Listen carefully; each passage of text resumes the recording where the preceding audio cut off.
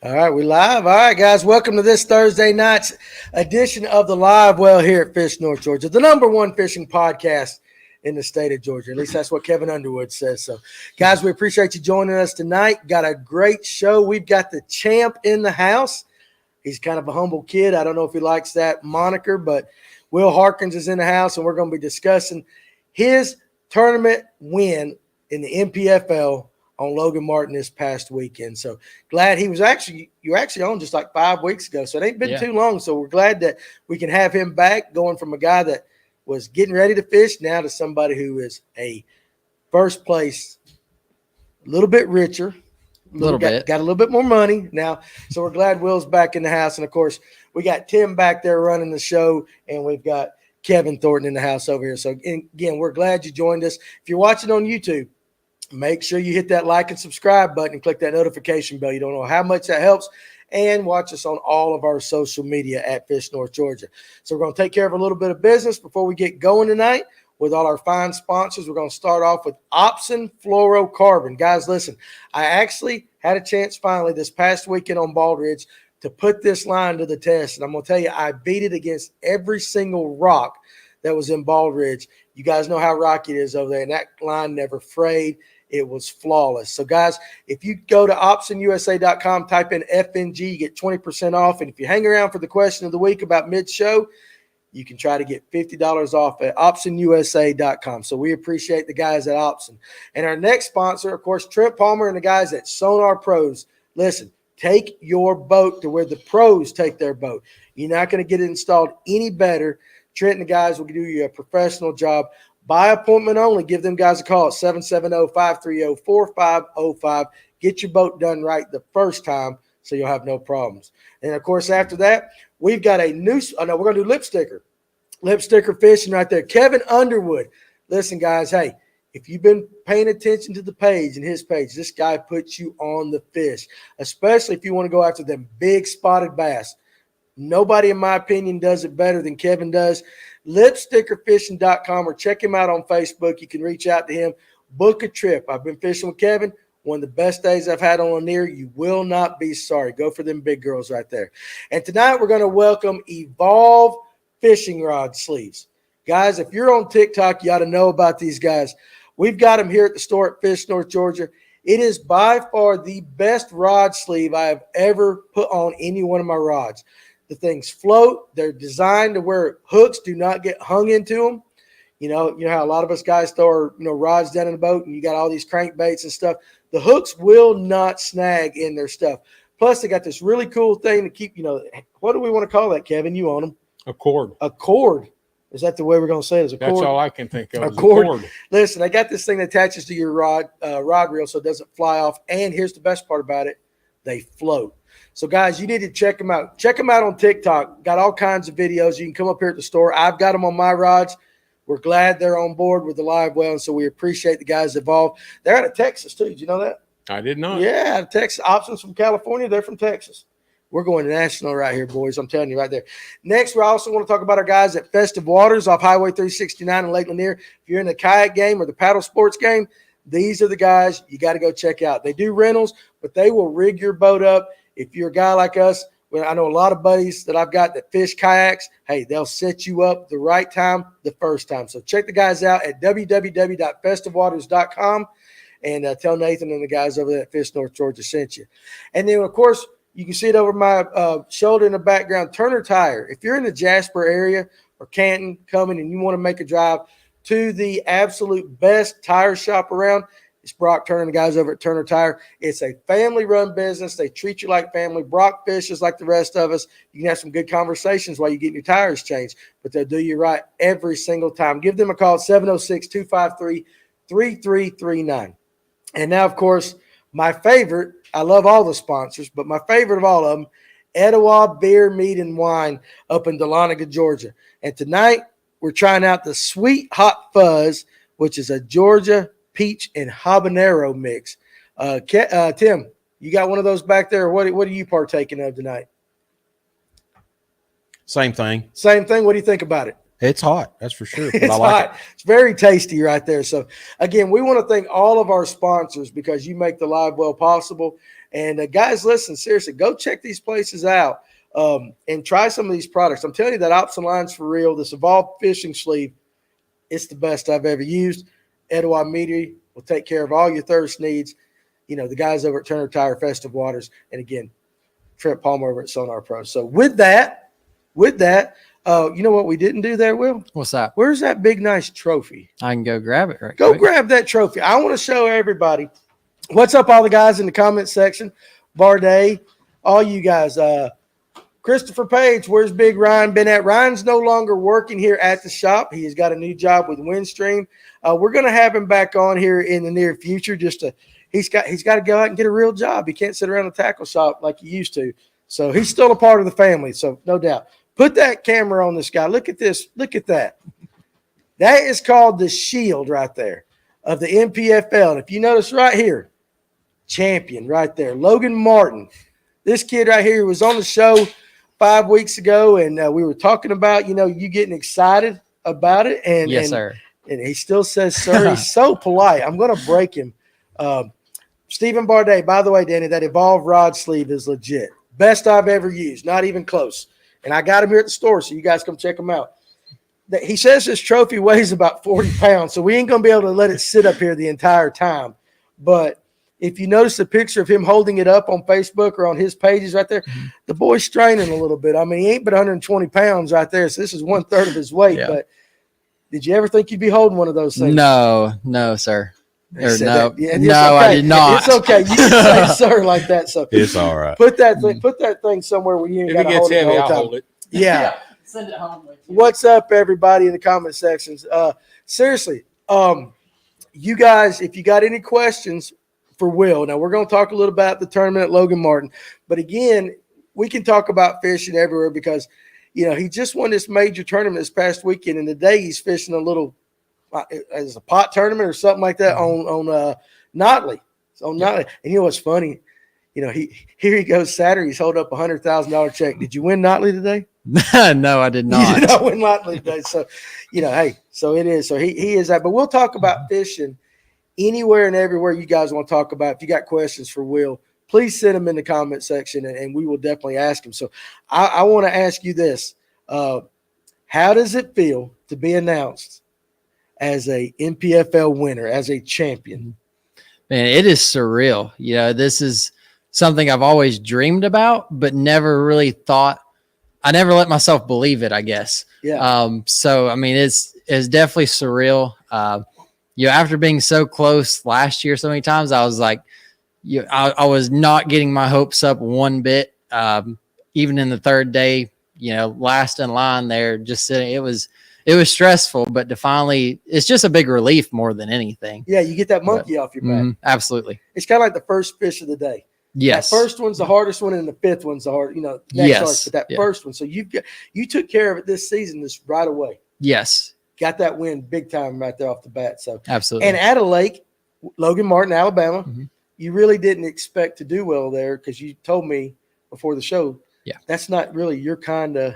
No, that is not in my wheelhouse. Like I said, pre-practice, you could get offshore and catch 50, 60 fish a day. It was awesome.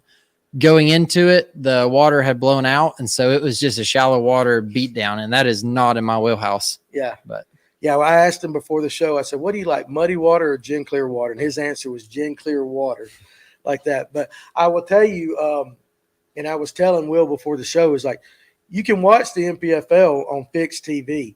You guys definitely need to check it out for the next tournament. But we was watching up here at the shop, like kids, just kind of like, come on. And I was fussing the entire day when he would make cast after cast and wouldn't get a fish. And it's like, I actually got emotionally involved in watching you win this tournament. So just because we got to meet you a few weeks prior, that. So it was really, it was kind of like a relief off me that you won, and I can't imagine what it felt like for you. But describe the emotion when Big Al said, hey, you got it right here.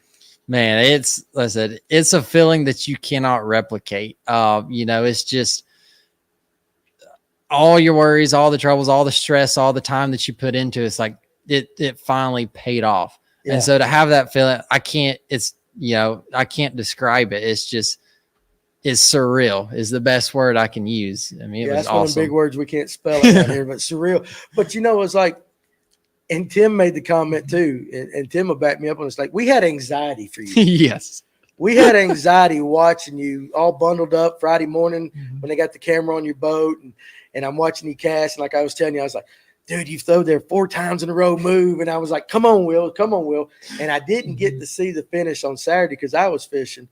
But it's like that was all that was on my mind. So, and I'm not even participating in it. I cannot imagine the stress going into the last day of a major tournament with the lead. They always say in golf, the guy going into the last day with the lead has the most stress on him. So did you feel that pressure on day 3? Yeah, absolutely. I would much rather be going into the third day in second or third than in a lead, especially with a little bit of a cushion there, just because it's like, man, everyone's watching if I screw this up. So, so it's definitely a lot of stress. But I mean, really, the first 2 days, probably the first 2.5 days is pretty cool, chill and all. But as soon as you start thinking, okay, maybe we can do this and win, then all the emotions kick in. Yeah. So you got to kind of keep that in check with your fishing. What was the boat ride like back to the weigh-in on day 3?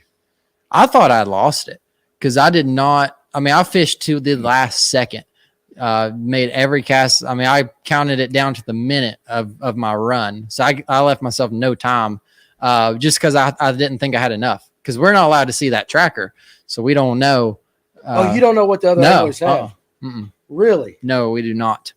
So you're making that run thinking, I didn't do enough. I didn't do enough. Yep. So what was your weights each 3 days? So I had 16.9 the first day, 16.13 the second day, and like 14.6 or something the third day. Yeah. And I've talked to a lot of guys that fish locally around here that have fished Logan Martin, and they're telling me that a 16-pound day on Logan Martin is a heck of a day. So you had 3 really good solid days.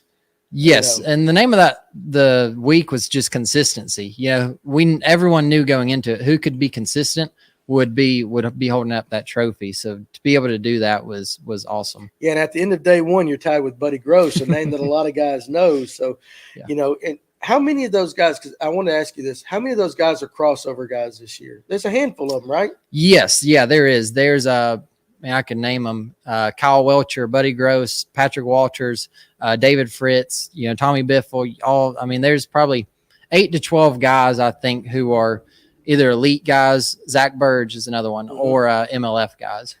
And I think, are some of them going to fish more than one tournament, or are they just solid going to be on NPFL? No, they fish the elites and all that too. Yes, so both trails. Yeah. Okay, so they're fishing two trails. Yeah, just crossing over.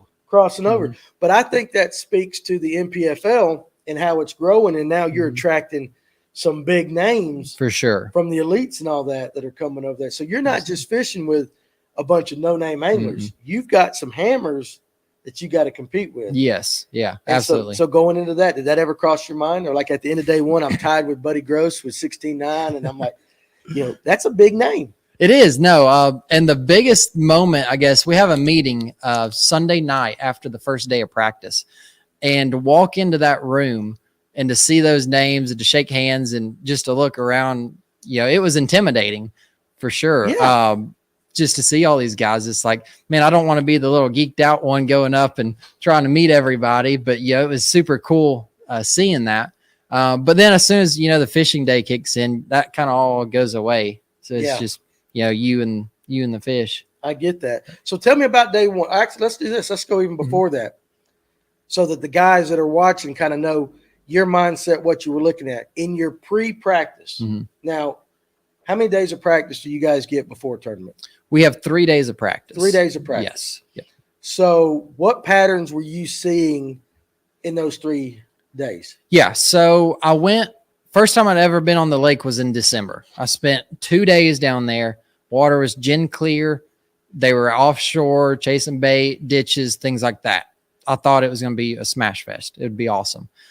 We got there, showed up the first day of practice, looked at the water, and it was like blowing out mud. I'm like, dang. So I spent the first 2 days trying to replicate that offshore stuff. And I think I caught 3 bass in 2 days. of practice. And so that third morning I woke up, I'm like, I've got to just scrap and find something. So I ended up catching 2 or 3 on a crankbait. And once I kind of figured out where they were sitting, I put the rods away like at 11 o'clock and sat down, and I drove the entire lake inside every pocket, every creek. I just spent the next 4 hours just driving, just marking stuff that looked good, that set up good, never fished it. So everything I was fishing in the tournament was new water I'd never fished, just something that had looked good. Yeah. So you basically said, like, the fish are setting up at this. And so you went and found similar spots throughout the lake that kind of replicated Correct. that area. Yeah. And it was all visual too. You didn't have to graph it or anything. It was literally just, get on pad and just looked at the whole lake. It was all that visual. Looks similar. Yes. That looks similar. And this is and so you made your plan with that. Correct. Now, do y'all have a day off in between practice? We do. Yes. Okay. We have the Wednesday off. That's kind of our outreach day and media day. And that all. You go do all the other stuff. All right. So from Tuesday when you got off the water to Thursday morning when you're starting, mindset, what am I going to do? So what did you find? Was it more of the crankbait bite, or how much of the stuff in the pre-fishing did you actually use Thursday morning to start? Yeah. So the third day I caught, I think 5 fish total that practice day, all came on a crankbait. So I just put all my chips on one table and was like, this is what I'm going to run with. Yeah. And just hoping for 5 bites a day. I didn't know. So I'd never fished 95% of the stuff. So I didn't know the quality. I didn't know the bites. I didn't know anything. I just, put the trolling motor down and fished. He's going into this blind pretty much. Pretty much. Yeah. So I'm like, in pre-fishing, you only fished a little bit. So 95% of what you fished in the tournament was new water. Correct. Yeah. Okay. And so at what point on day one did you notice that, hey, all right, my pattern is holding true? Yeah, so each day was such a learning day too, because what I did figure out day one was it was a timing deal on top of everything. Okay, so that's why I was fishing several stretches over and over and over again. Right. Because the first day I had 2 really good stretches. I was like, man, there ought to be fish here. So I rotated on them 2 or 3 times, and on that third time, all of a sudden I catch 3 or 4 fish down through there after I'd already fished it 2 or 3 times. So I was like, okay, so there's something going on here with the timing and the current and everything. So that night, after I kind of survived day one, I was like, okay, I need to go back through. Let's look at my maps. When did I hit this, and just kind of make a path around the lake where I could hit everything the most efficiently, multiple times. Right. He survived day one and he's in the lead. He survived day one. Yeah, I'm just trying to do the best that I can do. Oh, by the way, I'm tied for first. I'm tied for first, so. Well, after we watched up here Thursday night, Friday evening, I started watching. I'm like, oh, God, he just came in. He's tied. So I shot him hey, attaboy. And then Saturday, I was sitting there at the house, had it playing in the background, and he gave me anxiety. Dude, no doubt. So that's like the biggest thing. As I was telling Will before the show when he came in, I don't get emotionally invested in tournaments, but now that we've met you and all that, and you're a great kid, you're a young man. I'm going to call you kid because you're younger than I am. But I told you I was up here like almost cussing the screen, like Will, you've thrown there 5 times, man, move and all that. But now, the color crankbait. Can you tell everybody what crankbait you were throwing? Yeah, absolutely. It's just a KVD 1.5 square bill in a chili crawl color. You were consistent with that bait. Like, was that the only crankbait you threw the whole time? Pretty much. Just because in practice I threw like a chartreuse, I threw a flat side and everything. I only caught the 5 on the square bill. So I was like, I don't have that many crankbaits because I don't fish like that. Yeah. So the 2 that I had, I used, and now the bills are about half of what they were just because of all the rocks. You were beating them off the rocks. Oh, yeah. And everything. Oh, yeah. That's a good question because a lot of guys on Lake Lanier, we talk about the rock crawler, those bites, and a lot of guys will say, hey, listen, you got to get it down there and dig on those rocks. You got to pop it off them rocks or pause it, let it sink off the rocks. That's when you get the strike. How similar, and I guess you too, because you fish your tube a lot. How similar was Logan Martin in the bite as far as the way you worked it off the rocks? Very similar to the way we work it here? I guess so. I'm the worst person to talk about crankbaits because I don't use them a whole lot. Dude, you got $100,000 check. Come on. Yeah, no. But yeah, I mean, I think bottom contact's super important. Or at least, being 6 to 8 inches above the rocks, wherever you gotta be there close. Yeah. I would think. But yeah, it's very similar. I mean, we'll crank a little bit on Chattoog, a little deeper, 6, 8 footers, stuff like that. But yeah, very similar. I think you've got to have bottom contact, or at least be there close. To it. Yeah. I want to say this is kind of a compliment to you and some of the comments. Well-mannered young man. And he is. He's absolutely. That's why we kind of like him. He's very humble. That was the first impression we had when we met him. Very 5 humble. weeks ago. Yeah, when he came on, we was like, that kid's really humble. Yes, he was. And then now you're still the same kid that walked in here 5 weeks ago, but you're a champion now. So I think that speaks well to your parenting. For sure. You know, Absolutely. You were raised right. Absolutely. So quit calling me sir, though, because you're making me feel old. If you make me feel old, imagine what you're making Kevin over here feel like that. I feel Kevin. good. You I feel feel good. young. You look Kevin young. looks good. He looks good like that.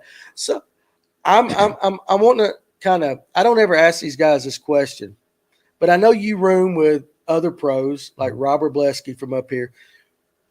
I want to know, when you go back after a day on the tournament, you guys, do you get there? Do you compare notes? Are you mum to it, even though you're friends? How much of it do you let out? Because you're fishing for a lot of money. Yeah, no, I like my circle really small. Yeah. So there's 2 guys that I'll room with pretty much all year, Richard Key and Rabluski.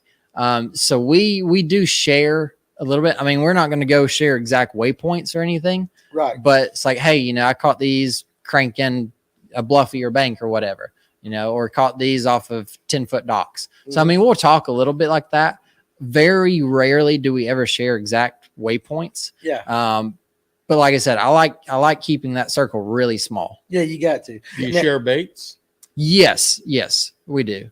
Really? Yeah. So you told Rob what you was catching him on. Yes, yeah. And he didn't throw it. I don't know. I hope he We're did. gonna have to talk to Rob. Like, why didn't you throw it? Probably Will's be like, y'all wearing throw him me out under the on bus. that. I like Rob. Rob's one of my favorite Oh, yeah. people like that. So, okay, going on that though, how about like when you're in the weigh-in lines after you guys have weighed in and you're around guys that are not in your tight circle? Do any of them ever ask you, like, come by, like, dude, what'd you catch him on? Or is that just like a no-go in a bass tournament? A lot of guys won't. But you show up to the ramp, you'll see guys looking at your deck, looking at your rods, Yeah. hey, I saw you up Oh, here yeah. in this creek, or, so they'll beat around the bush for sure. Do you ever put something tied on your deck on purpose to throw them off? Be honest now. You're an honest kid. Do you do it? Absolutely. All the time. All the time. That's like gamesmanship. I think everybody does that. That is, so I don't feel so bad now. We do it in a pot tournament, but yeah. So Yeah. you actually do that, Oh, yeah. and you probably know that other anglers do it too. Oh, yeah, absolutely. So you Yeah. probably don't really pay too much attention to what they No. got. But that is funny. There's a lot of gamesmanship that a lot of guys don't talk about. When you only have 2 fish, Danny, you don't have to put your rods Listen, away. listen. Okay, I had the worst tournament I've ever had at Baldridge Marina last weekend. I got my butt handed to me, but I'm okay with it. Yeah. I'm there. I'm a professional donator, and actually, Will's going to give me a loan so I can keep fishing the rest of the year and donating to people like that. He's going to give you his wore down That chili- wore down chili crank crawl. bill now. Yeah, here's that chili crawl slightly with half- used slightly chili used. crawl. Hey, it might be worth something. They might, yeah. You know what I need You next might time? ought to hang on to those. $100 a piece. I'll give There them you to go. you. What you need to do is you need to autograph one for me, and let me save it until you become like Bassmaster Classic champion, and then we can auction it off for a good cause. It'd be worth some money then. Yeah, I don't know. This might be the peak of my life, No, though. So. dude, no. No, I don't fully- think so. You've Because- arrived. Yeah, so that's the thing, is like you won a tournament on a lake that you really didn't have a lot of confidence in fishing. Mhm. So, I mean, how does that go into play? It's kind of like there are certain lakes that I fish that I'm like, this lake stinks. Yes. I stink. So, did you think about Logan Martin that way, or Yeah, like especially once you saw the water? it was at that moment that I was like, okay, my game plan's completely shifted, because I had, going into the first day of practice, I had like 10 spinning rods on the deck. Like that was my deal. And after that first day, I'm like, no. So definitely compared it to Notley, kind of, where it's like when it gets real muddy or something, it's like you just got to ditch it all and go to the bank. So, like, I don't remember, and I might have missed it. I tried to watch as much as I could. I don't remember you throwing a spinning rod at all. No. Like No, you had a I'm- bait caster in your hand the Mhm. entire time. Yes. And you had that same whatever color Strike King thing on Yeah. the entire time that I saw. So I think that's impressive. For those that are wondering, and we have guys that do, tell us a little bit about your rod setup for your crankbaits. Yeah, for sure. So I was throwing the square bill on a 7.2 medium arc Invoker series with a 6.4 gear ratio, 15 pound. I actually use just Berkeley big game. I re-spool it every night. It's cheap. It's strong. Not going to break on you. Hold on a second. You didn't use, you fish in a professional tournament. You did not use a $30 spool of line. No, you Use can the get big 900 yards of it for $6. $6. I like Yeah. it. He's talking my Even kind better. of budget I like right now, this buddy. even Tough better. line, though. It The is, game yeah. Dude, you can You pull too? a ship across. You could. Yeah. Yeah. What was you saying back there, Tim? I was like, he's talking my kind of budget right now. I Seriously. think Kevin's too, Now, right? did you, hey, the Yeah. clear of the green. The clear. I will not use the green. That So green's kind clear- of funky, yeah. Yeah. So I mean, throughout the year, you on your cranking rods and stuff, your big game? Yeah. Oh, yeah. I use it on a lot of the jigs, flipping, whatever. You use the mono. Yeah. Oh, yeah. I don't use a lot of fluoro. Really? Mhm. Except for all of my spinning rods will have liters of fluoro. All my bait casters are mono. What about that? That's actually Why is that? yeah. I've never really noticed just a massive difference with a lot of that fluoro versus mono. I know there's some stretch stuff, but I really don't use it enough. If I'm using a bait caster, it's going to be cranking. It's going to be a top water with braid. It's going to be something of that nature. I'll crank with a spinning rod a lot of times though too. So I really don't use a lot of. I don't have a big need for fluoro, I guess, the way I fish bait casters. I think a lot of guys like that comment because I think a lot of guys feel like they've got to have the top of the line Seaguar. They got the FC Sniper. They feel like they got to have it in every situation. And don't get me wrong, fluorocarbon has its place. Oh yeah. Definitely. I'm has sure leaders and several stuff. people in the comments probably just fell out on the floor in their living room right Yeah, now. They need water. So, you said pretty much the majority of all your fish were caught on that crankbait. Yes. So basically, you fished an entire professional tournament using big game. Yeah, and the jig I was throwing big game, so that's the only line I used all week. I think that's great. Well, the water was muddy, Yeah. so they can't see it. Yeah. Right? So But do you use it? Okay, so do you use it in gin clear water like I'm on Notley? Yeah, like not like today. or Chateau, or Yes, today I caught all the fish cranking. Same setup, same line that I had on So your last finesse week. stuff, you go to the fluoro, but any Yes. moving reaction bait, Correct. you're good with mono. Correct. Yeah. Berkeley's going to be calling them. I find that to be They like will. the Casey Blanton. This kid's my hero. I throw the big game, but you've made me feel better because sometimes I'm like, God, I really feel like I'm off throwing this big game. Like it's the line. No, I grew up throwing that stuff. I mean, that's what, well, like you said, you can get a spool and put it like on all your stuff for $10. And it will tow a boat. Oh, Yeah. It'll pull a It'll boat. yeah, pull a it's big strong. girl across the water for sure. Pull up Joshua Lear's comment right there. Fishing line industry hype exposed. Love it. But Sorry, guys. no, but seriously now, no. But being serious, like there are times when, especially in the gin clear water, when you're really going finesse. Yes. That fluorocarbon makes sense. Yes. Opsin, I love you, but it makes sense, Yes. because you're doing that. But I get it with the reaction bait, with the Mhm. moving bait. But still, a lot of guys come in and I'm gonna sell a lot of big game Yeah, you like will. that, but they feel like they got to have that fluoro for whatever reason Mhm. to get a reaction bite and all that. Yeah. It's kind of refreshing that a guy can pull out a $9 spool of 900 yards of Yes. big game mono Mhm. and go win a tournament. Yeah. I think that's great. Nothing just like, wrong yeah. with big game, Guy B says in the comment section. You just went There you go. against everything anybody ever tells anybody. That's what I'm saying. Do you see Yeah. what I'm saying? I'm telling Oh, yeah. you, there's guys probably laid out right now. Like they're going to be calling their buddies tomorrow like, gosh, hear the latest? like, yeah, seriously, like big game, trialing. We got to go Yeah. get it. We just like buy stock in Berkeley tomorrow. Yeah. But seriously, that is a common thing in the fishing industry today is fluoro. Mono has a bad rap other than in certain situations. Yes. But I always think about the guys like Roland Martin and Bill Dance Mhm. back in the day with their 6.6 pistol grip, Yeah. rod throwing strand or whatever. Mhm. Clear blue strand. Clear Remember blue them strand. commercials? Oh, yeah. Yeah. Clear blue Walmart strand. shells Fluorescent. about to sell out. They need to make a mono called Big Girl. Just kind of like Kaz said, we'll call it Becky. We'll call it Becky. Becky line. All right, so Nathan Ragsdale, you guys over at Pure, if you're hearing me, you need to switch the name of Big Game to Becky. Call it Becky. I'm with it. I throw trilene for most setups. $6.99 turned into $100,000. I love it. You've just become a hero. Yeah.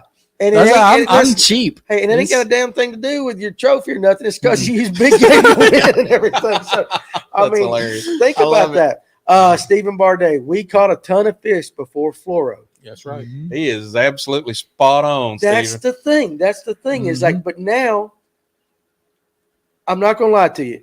If I had my rods out and a guy walks in the shop and I'm showing him my setup and I tell him I've got mono on it, I thought you needed fluoro. Not just Why any ain't you mono, big game Big mono. game. You don't throw He strand. will laugh at your face. That is. They would probably think you're throwing some shade on your tournament riggings. It's like, what are you throwing, big game? Yeah, they don't believe you. Yeah. Like, yeah, right. Mhm. Yeah, right. So I think you probably just, you made some guys feel a lot better and you probably just changed some opinions on stuff. Absolutely. But now that's strictly with your moving baits.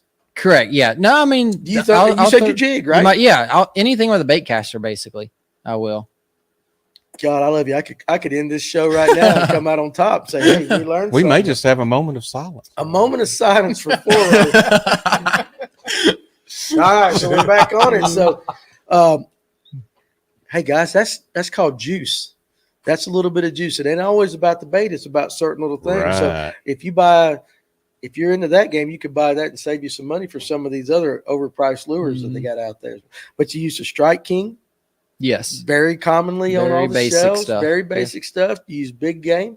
What about your Invoker rods with Arc? Yes. And you're sponsored by Arc now, right? Yes, sir. Yeah. I want to know what you think about those rods because I've got the Brandon Cobb series in here. I'm thinking about bringing the Invokers in. Yes. So tell me a little bit about that. So being completely honest, not from a sponsor point of view or anything, I've used every rod possible, every Walmart rod you've got. Cause I was cheap, I don't have the big budget or anything. So using those after one tournament, super light, super strong, highly recommend it. Awesome rod. What's the retail on those rods? You know, kind of. I I want know to say the Cobb like series is about 100. So 159 or so, I think. which is in a lot of people's budget. Yeah, that's not Yeah. bad. That's not bad. That's You're not not spending $600 on a Mm-mm. NRX or whatever. No. And how's the sensitivity on those? Just throwing it with the jig, especially, I feel like it's good. It's the same as some of your higher end stuff. I feel like That's awesome. They're very light rods. yes, very light. I love that. I haven't held an Invoker. I've got a yet. jerk bait rod. You do? Yeah, You like it? I love it. So the Arc Invoker. Yes. Okay, that's good. So there you go. Paul Benson, you guys out there. Hey, there you go. We threw it out there. But you said, hey, not plugging a sponsor, even though Yes. You yeah. are, you I would like be honest if I you seem like an honest kid. I would believe that. Yeah. I would believe that. All right. So getting back to the tournament, you heard me say a couple times I'm watching you, and I'm like, I feel like an idiot, but I'm the only one in here at times. I'm screaming at the computer, Will, like Yes. that.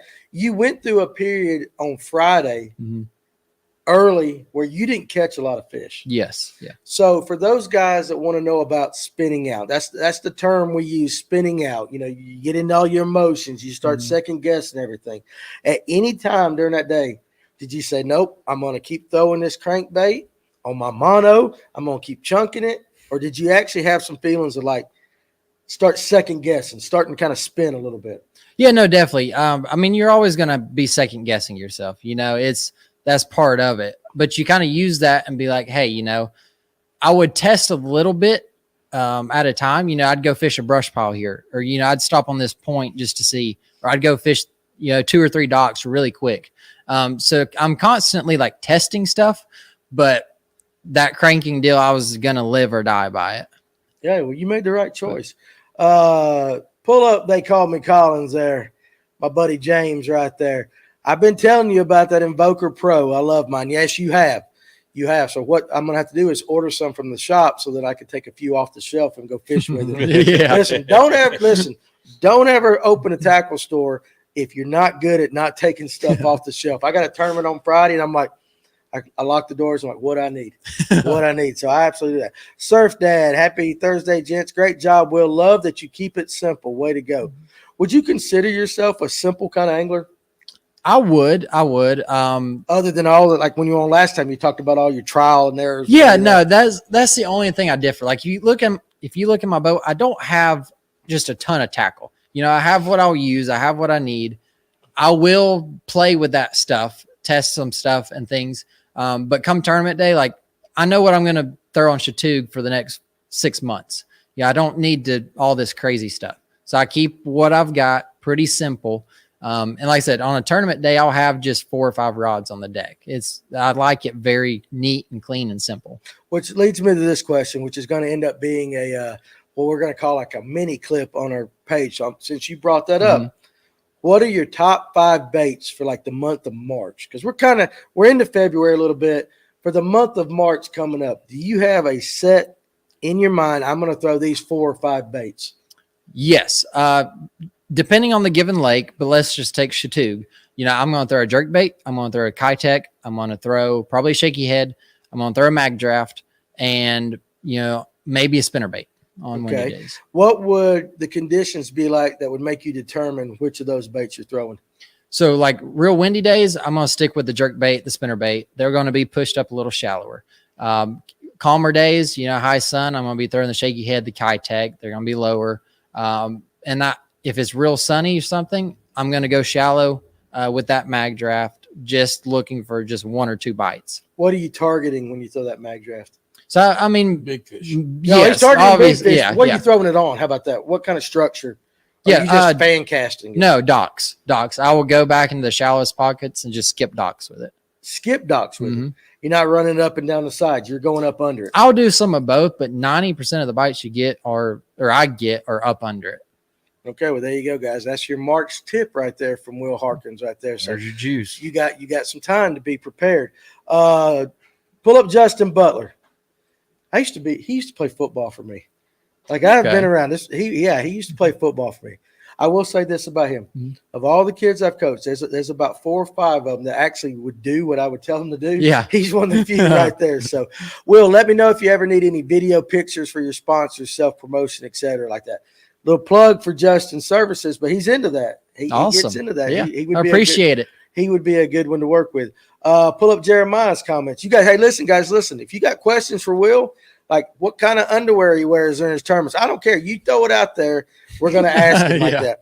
Do you wear underwear in tournament day? Yeah, I do. Do you wear the same one all 3 days? No, so I will change. You're not like, okay, I did good on Thursday and I had my thong on. I'm going to wear that thong on Does Friday. he have any superstitions though? Yeah, okay. How about that? Yeah. Any superstitions? And I'll get to Jeremiah's comment in a second. Yeah, really not many. I know a lot of guys don't question. wash their boats. I'll wash my boat. I'll change clothes. It really doesn't matter to me. You're going to catch it. That's not going to affect your fishing. As long as you're right mentally, I'll pray throughout the day, for sure. Yeah. That's pretty much my one have to. Yeah. But other than that, I don't. Yeah. Like I'm a heathen. I need to pray a lot more than I do. Yep. Let's see. Pull up Jeremiah's real quick. A cheap rod today would have been a $700 rod 15, 20 years ago. I don't know about that, but I get what you're saying, Jeremiah. Yeah. I do get what you're saying. Yeah, thing or bait. Yeah, Clint Bartlett. Right there. Go to boat snacks to fuel the Harkey dance. What is the Harkey dance? So the Harkey dance is something that Luke Duncan and Fat Cat coined on live back at Eufaula last year. And it kind of stuck. Still don't really know what it is. I guess I did something when I caught a fish. I was real excited. So they've called it the Harkey ever since. And so, I catch a big fish or something. You're excited and jumping around and, I don't know. So you dance like a white guy. I guess so. Yeah. I don't know what it is, If we're but being honest. White. Yeah, white guy. Well, none of us have any rhythm. No. Let's just be honest. It is No. what it is. You got to remember, it's coming from Luke Duncan, and he's hilarious anyway. He is. So the Harkey dance. So look, Harkey. so like last week we got Becky. This week we got the Harkey dance. The week before with Driscoll, we got blinker fish. Yes. So we got to start writing We're this on a stuff roll. down. We're on a roll. So do the Harkey. Now, would you get up and do the Harkey for camera right now? If I knew exactly what it was, I would. You don't even I don't know know what what it you did. is. That's the whole beauty of it. He's not sure what he He's did, not- but they all know what he They did. all know what it is. So I'm gonna have to reach out to them and say, all right, listen, where did you see the Harkey for the first time? So Yes. I'll reach out to Luke with that. That'd be- Yeah. Pull up Brian's Yeah, comment. Brian's got a good one. Yeah, and Brian's a good dude. I like him. I fish with him too. Will, how awesome was it to have some of your Blairsville fans drive over for the final day weigh-in? Yeah, I was just glad I didn't embarrass myself and good lose Lord. it. No, super grateful for everyone who showed up. Yeah, several were surprised. Just super cool, and it's such a family atmosphere. I know I keep saying that about the NPFL, but everyone just comes up and hugging you and congratulating you and everything. I have the family there and everything. It was awesome. You know what we need to do, Tim? What's that? Next time he fishes locally, or not locally, but somewhere close within a driving distance, and we know he's got a chance to win right there at the end, you and I need to get like Speedos. You and I show up Speedos, and we'll be like fanboys with big posters like go Will, and we'll show up and we'll see how embarrassed we really can make you. Would you acknowledge us? I don't know about Would you that. not? That's those Fish North Georgia guys. Yeah, don't worry we about would be friends anymore. It'd be like, no. Yeah, He wouldn't even no. acknowledge it when we send him a message going, I don't know those guys. You don't. No. I got the idea from you. We're Well. supposed to do a calendar. We're gonna do a calendar. When are we going to do it? All right, so guys, in the comment section, while I got you right now, we're going to do a calendar of anglers across North Georgia in thongs or Speedos. So you guys get to nominate the 12 anglers you would like to see, what month you would like them to be on, and we're going to see if we can talk them into it. And we're going to make this calendar, and we're going to sell it off for charity. I don't want to make no profits, because if I do it for profit, we won't sell a single one. But that would be a good one. I want March. I got March, so. Well, you just said they get to pick what month. But I figure I got to be on it. What's Will's month? Well, Will ain't got enough meat on his bones to do this. It's got to be fat, guys. Okay, I want June. You want June? You're really not fat. I am. I have table muscle, but it's not. Table muscle. That's Is that what I what it's call it. called? That's another one. So we had the comment right there, bent worm right there that we learned from Driscoll. And now we got table muscle and we got the Harkey. Are you writing all this stuff down, Jonathan, back there? Could you keep track of this for me? Because I got to learn all these catchphrases. He's our note taker. He's our note. Stephen Bardet said he is in. Bardet, what month you want, big guy? Bardet's a big boy. He might take 2 months. We might have to have it. We'll have What's he Bardet. going to come and cut off Daisy overalls? Duke overalls. Daisy Duke overalls. Daisy Duke overalls. And I tell you what we'll do with Bardet. What's the is it June or July, whatever the middle month is, between those we'll just have a centerfold. Ooh. And it'll be Stephen Bardet. He's got to go Speedo, man. We That'd be can't June or July. You're right. June or July. Bardet's got to be centerfold. And we got to have him laying down like George Costanza, like on a couch or on a dock or something. Like he's sunbathing. On a dock. That'll do it. Bardet on an Alatoona dock on a in dock. a Speedo. Absolutely. Dude, that will sell. Like, that will sell just for Bardet alone. Nobody cares about the rest. Jonathan, what month are you going to be? You're a big boy. What month you want? December. You want to be the last one? December. Farmer's going for that He's going to have a Christmas. furry thong. Yeah, what is table muscle? Well, I got one. It's a And gut. it's a gut. Can we also start the movement of cricket tickling instead of hover strolling? I love that. Cricket tickling. I'm down with it. That's how I like it. Bardet will need 2 Speedos. Listen, you said that, Max, not me. I didn't say that. Bardet's a big boy, and I'm friends with him right now. I'd like to stay that way. So Don't poke the bear. there's a lot to poke right there. He's a big boy. He has lost a lot of weight though. He's doing a diet. So we got to get that picture down before he gets in shape. You know, did you see Bardet like all muscles with a 6-pack? I just want to see the furry thong he's going to be wearing. Look, Farmer's You done wanna hot see- back there. You want to see the furry? If he's December, Are we making you uncomfortable yet? Will? It took a turn a little bit, but Did it? Well, It's a rabbit hole. You know this podcast tends to spiral out of control we are, sometimes. yes. We're going I down mean, the rabbit Farmer's hole. back here was already fanning himself. He's You going can to get hot go- over yeah, there. yeah, so we're the podcast that the other podcast warned you about. Yeah. That's right. So if Oh, you yeah. know, you know. Okay. If you know, you know right there. Yeah. So We're the podcast. We the other know. ones. We know. We're not a podcast. This is a show. This is a show. Well, that's if you can stay awake long enough Yeah. for them to, yeah. So anyway, I'll stop right there. So anyway, all right, Will, you're the guest, but you know how it works around here. Oh yeah. We don't take ourselves too serious.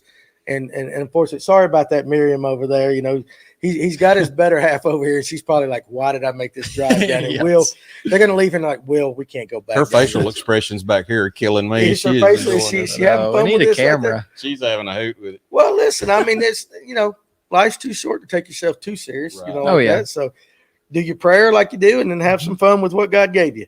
Absolutely. Free will. That's what I've been. Yeah, that's it. Just have some fun with it. All right, so we're going to talk some fishing. I know a lot of guys are probably going to want to hear what you're going to be coming up with on the general lakes. A lot of guys want us to drop juice, Yeah. kind of what we're going on. You fished Notley today. Yes. So tell everybody a little bit. Didn't win it, but that's all right. We won't hold it against him. Did you No. throw your mono at Notley today? Oh yeah. So you were cranking a lot up at Notley today? So how Yes, was yeah. Notley fishing today? And it was tough. We came in second, I think. So just caught them all cranking. Same exact setup. I just took it out of the boat from Logan Martin and went and fished because I haven't fished up there in a month or so. So ran up Ivy Log, just went to cranking and caught what we did. I think we had like 12 pounds and change. So, I mean, it wasn't anything special by no means, but Yeah, was it just a tough bite? yeah, I just went to get out. It was fun just to go and relax and not have the stress of, $100,000. But, if you win, you make $100. So it was nice. It's nice to see you jump in those too. Oh yeah. You're still hanging out with the common man. Oh yeah. No, I have just as much fun fishing those things as I do the big ones. Oh my goodness. Pull up Stephen Bardet's last comment. Max, I don't like to brag, but it might take two. Two Speedos. And we know what he's talking about right there. We do.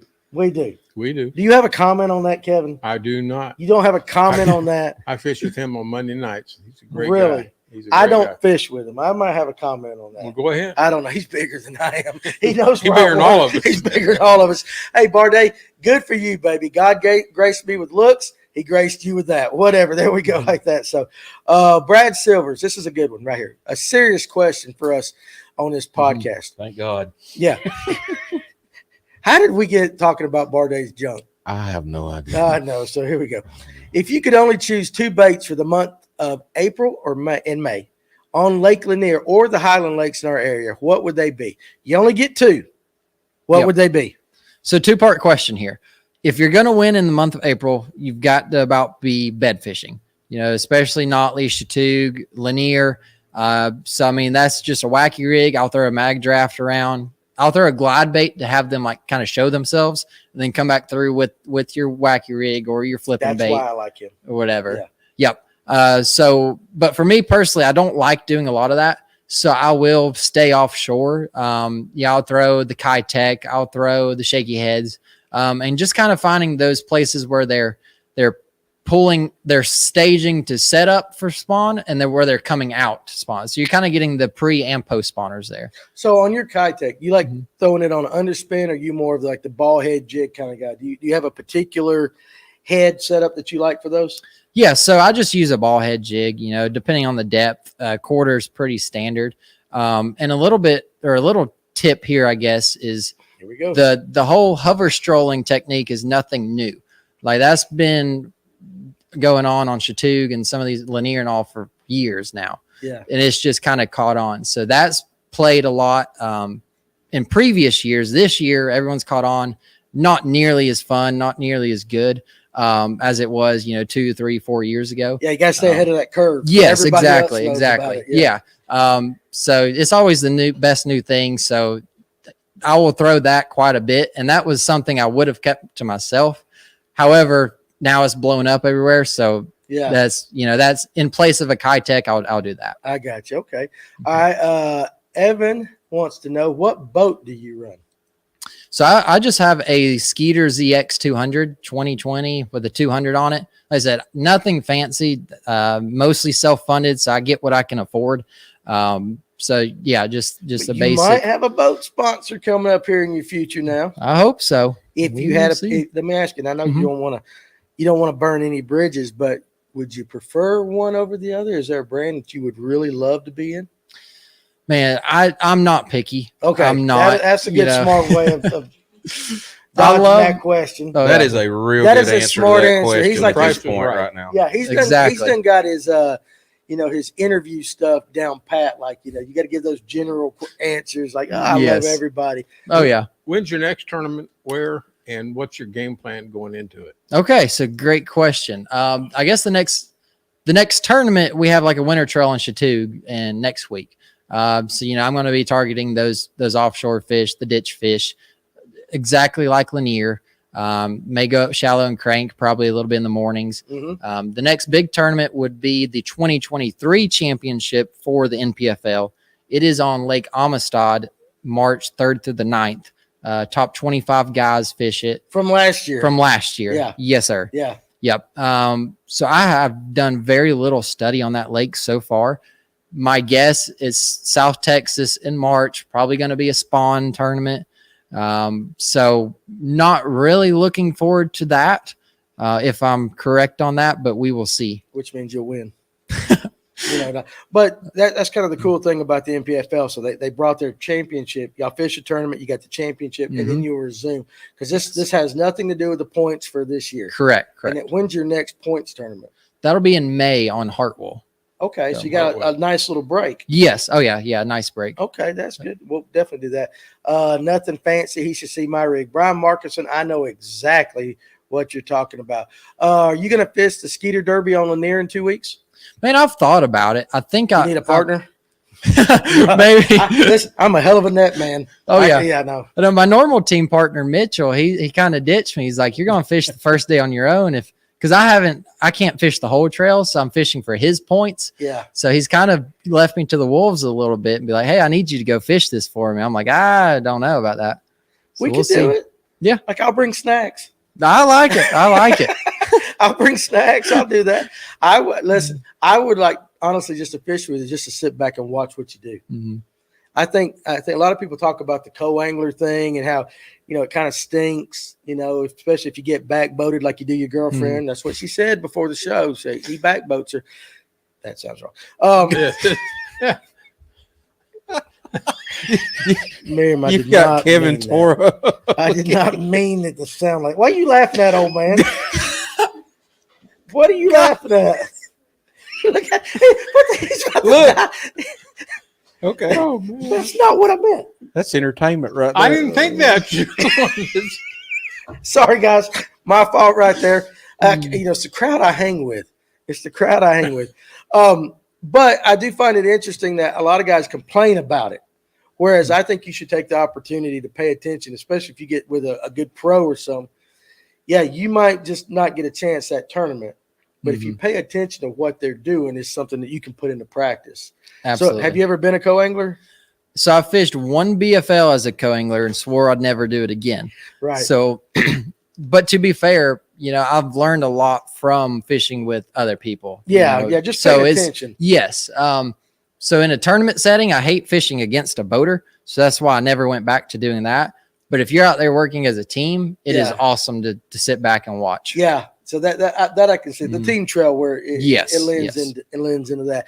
You guys, hey, in about 7 minutes, Father Time over here is going to do his option question of the week right there. So he's got another doozy for you.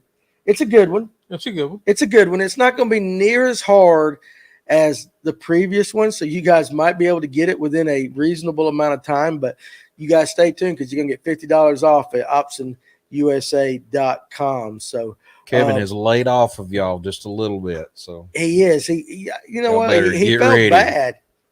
I don't think you really I bad. didn't feel bad. No, you don't feel bad at all. it bothered him a bit. Some of them need a participation trophy for these things. Did you hear that, guys? You guys complaining about how hard Kevin's questions are.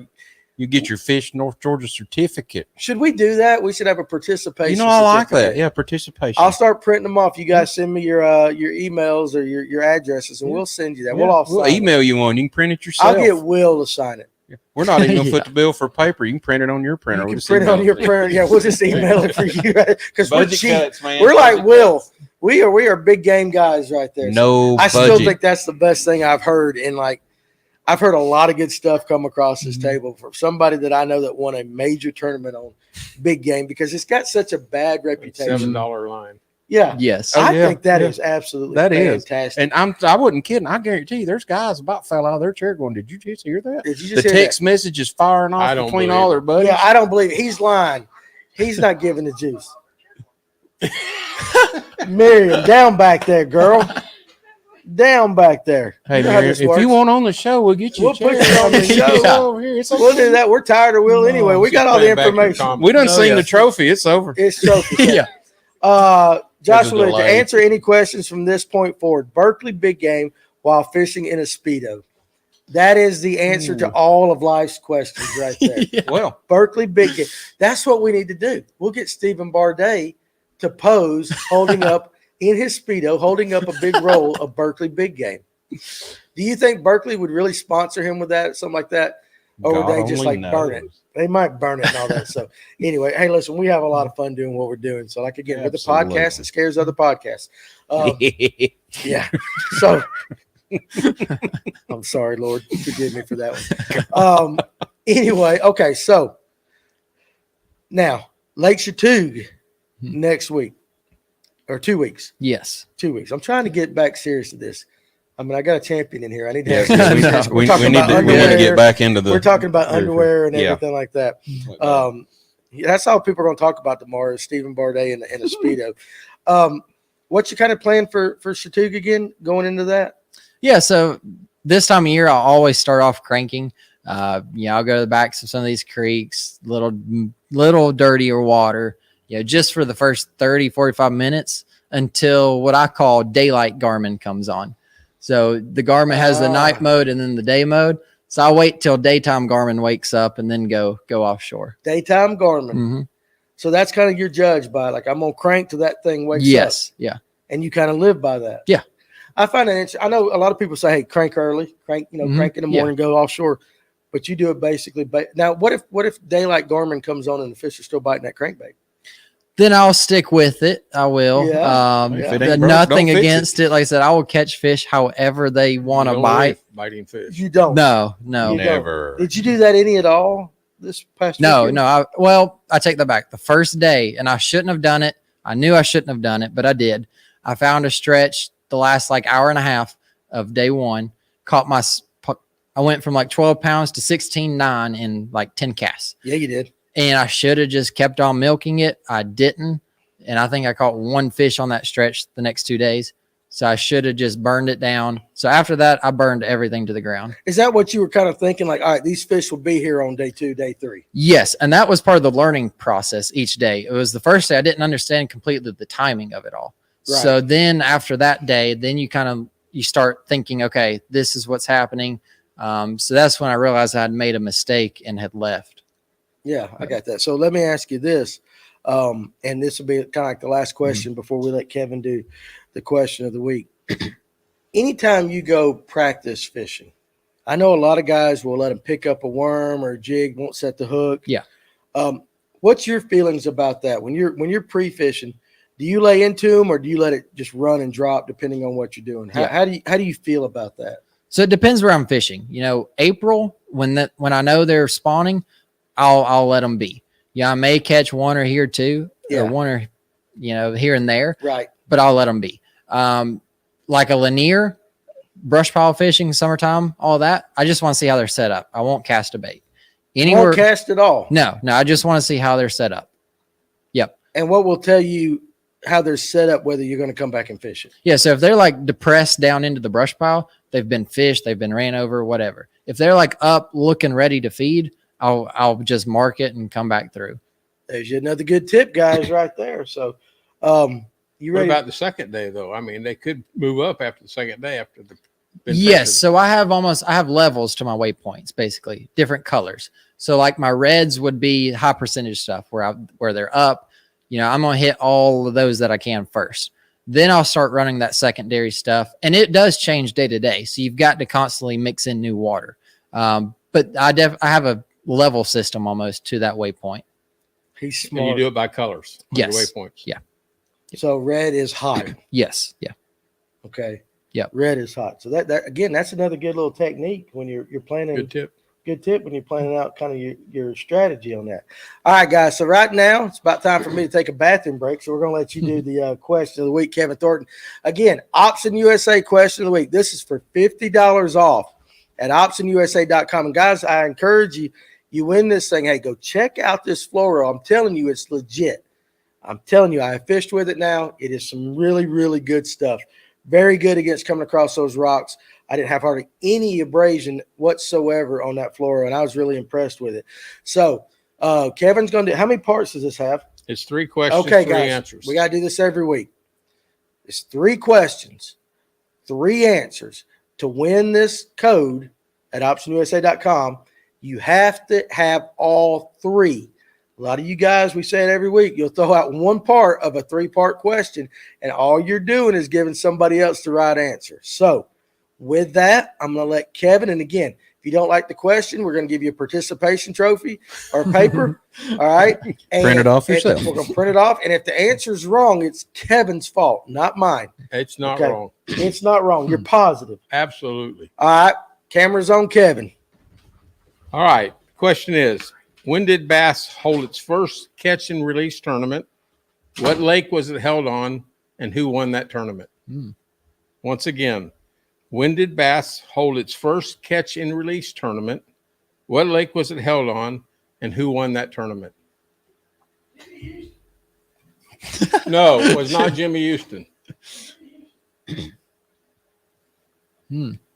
I'll take. All right, guys, just remember when you comment, I'm watching the comments back here, all 3 answers. If you start throwing out one at a time, these guys are watching going, okay, there's 1 answer, there's 2 answers. All they got to find is 1.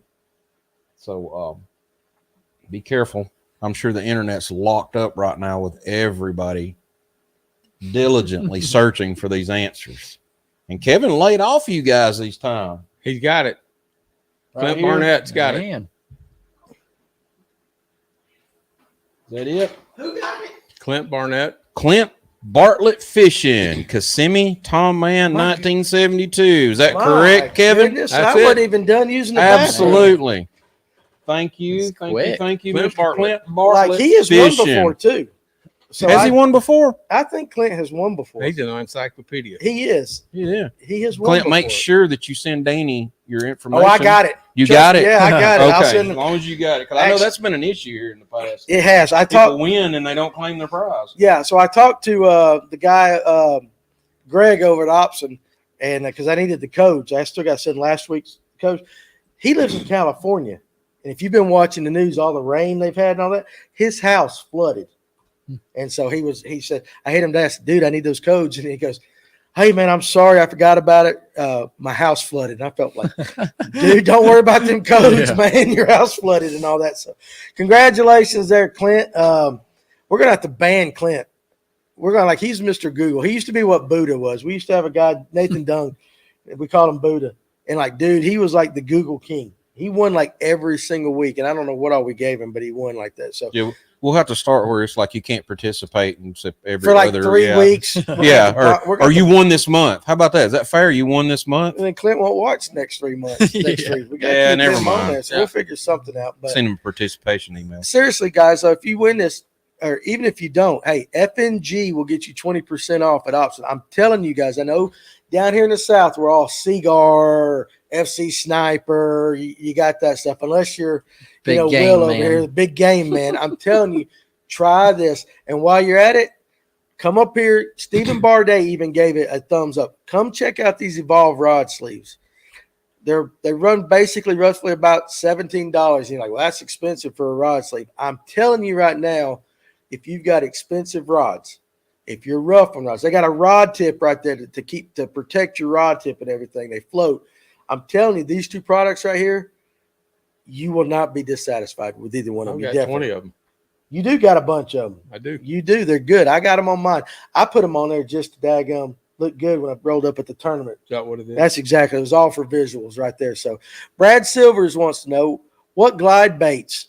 Where is that? What glide bait do you throw most around here? The type and the size, color, everything. Yeah. So honestly, I have like 3 in my box, and they're all Storm, Marashi, glide baits. Same size, almost like a translucent color. I don't get too fancy with it because I'm not there for them to eat it. I want to see them. I want them to show themselves, and then come back later and catch them. So you use it basically as a search tool. Exactly. Yeah. Really? Mm-hmm. Now, I noticed earlier you said you'll go back with like the wacky. Yes. I love a wacky rig. Now, Paul Driscoll, who was on here.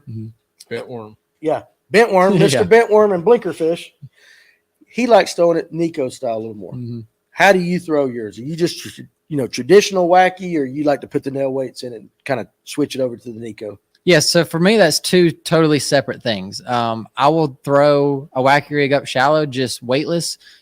Some of the shallower docks too, and some of the brush piles, I will throw it weightless over and just let it sink. If I'm fishing out deep, road beds, ditches, things like that, I'll Nico rig it. So just two kind of separate Just presentations. depends on where you're Yes. at. Yeah. Depends on where you're at. JP, hey, we will be getting some hats in stock. And also, I can kind of tell you, over the next few weeks, you're getting ready to see a change as far as the logo and some of the names of what we've got going on here. I'm kind of dropping the hint with Fish North Georgia. Go ahead and write this thing down, kind of F&G Outdoors. F&G Outdoors. So plug your ears, Miriam. F and go. It's coming. It's coming. So you guys, we are definitely, the store's getting ready to be totally restocked, and a lot of good changes coming. So Will, what kind of wacky hooks are you using? Good question. Yeah, that is a great question. So question to you, what kind of y'all use? Because I'm still looking for the perfect wacky rig hook. I'll use a Gamakatsu, just normal wacky hook. I'll use the VMC Nico hooks. But that's one thing I've yet to find like the perfect hook for it. So I don't use your typical the ones that are labeled wacky. Yes. I like to use the ones that are made more for drop shot.